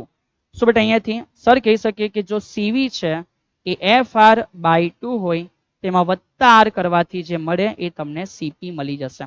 ઠીક છે, ચલો હવે એ જ વસ્તુને આપણે કામ સ્ટાર્ટ કરીએ. એક સિમ્પલ વેમાં સર સમજાવે છે કે જો એક પરિમાણ છે, કયું પરિમાણ છે? એક પરિમાણ છે.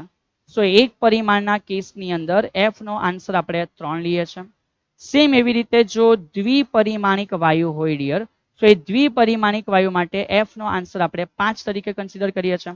ચલિए તો કામ ચાલુ કરીએ કે સર જો આ F3 છે તો CV ની વેલ્યુ કેટલી છે? FR/2 છે, તો CV થઈ જશે 3R/2. ચલિए CV પછી સર મને કોઈ CP પૂછે છે તો કોઈ વાંધો નહીં બેટા, જે CV છે 3R/2 એમાં વત્તા R કરી દેવું, તો જવાબ થઈ ગયો બેટા 5R/2. અને ત્યાર પછી ગુણોત્તર જે ગેમા આપણે સમોષ્મી પ્રક્રિયામાં જોયો હતો એ CP ના છેદમાં CV છે બેટા, તો CP ના છેદમાં CV એટલે મેં લખી શકું 5/2 ના છેદમાં થઈ જશે બેટા 3/2, તો જવાબ થઈ ગયો 5/3.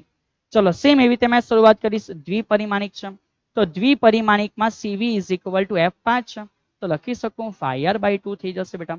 એના આધારે મને ખબર પડે કે CP શું થશે, તો CV 5R/2 છે, વત્તા R કરો તો જવાબ થઈ જશે બેટા 7R/2.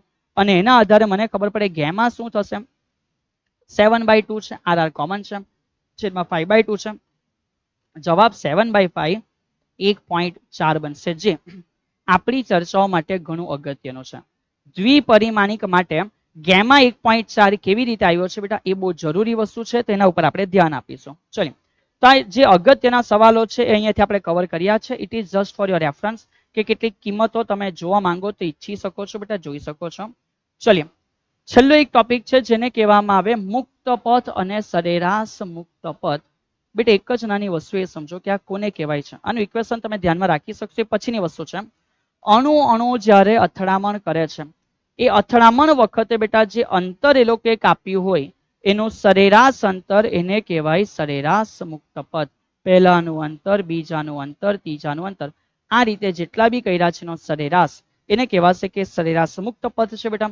અને તમે જોઈ શકો કે અહીંયાથી અણુ અથડામણ કરશે બીજા કોઈ અણુ સાથે, ત્યાં સુધીમાં બેટા અંતર ટ્રાવેલ કરશે. આ અંતર હર વખતે અલગ અલગ હશે અને એનું જે સરેરાશ છે એને આપણે બોલીએ છીએ કે સરેરાશ મુક્ત પથ છે. અને એના માટે બેટા તમે જરૂરી ઇક્વેશન જે છે એ રીડિંગ દ્વારા બેટા કમ્પ્લીટ કરી શકો છો. ચલિએ તો અહીંયા સુધી આપણે આ ચેપ્ટરની ચર્ચાઓ રાખીશું કે જ્યાં આપણે દરેકે દરેક પ્રકારની જે થિયરિટિકલ વાતો છે એને કવર કરવા પ્રયત્ન કરી લીધું છે. બેટા ચેપ્ટરના દાખલાઓ બહુ આસાન છે, જે માત્ર સમીકરણ આધારિત છે, તો આપ દરેક વિદ્યાર્થી મિત્રો એની પણ તૈયારી કરી શકો છો. ચેપ્ટર ભલે નાનું છે, ચેપ્ટરનું વેઇટેજ બેટા ભલે ઓછું હોય, બટ આપણું કામ એની અંદરથી જે અગત્યની થિયરી છે સમજવા ઉપર હોવું જોઈએ. મોસ્ટ ઇમ્પોર્ટન્ટ ચર્ચાઓ કઈ છે, કહી શકાય કે અહીંયા આપણે જે કેબીની સમજૂતી મેળવી છે એ બહુ અગત્યની છે. એના સિવાય જે પાત્રની દિવાલ ઉપર દબાણ જનરેટ થયું છે એ બહુ અગત્યનું છે.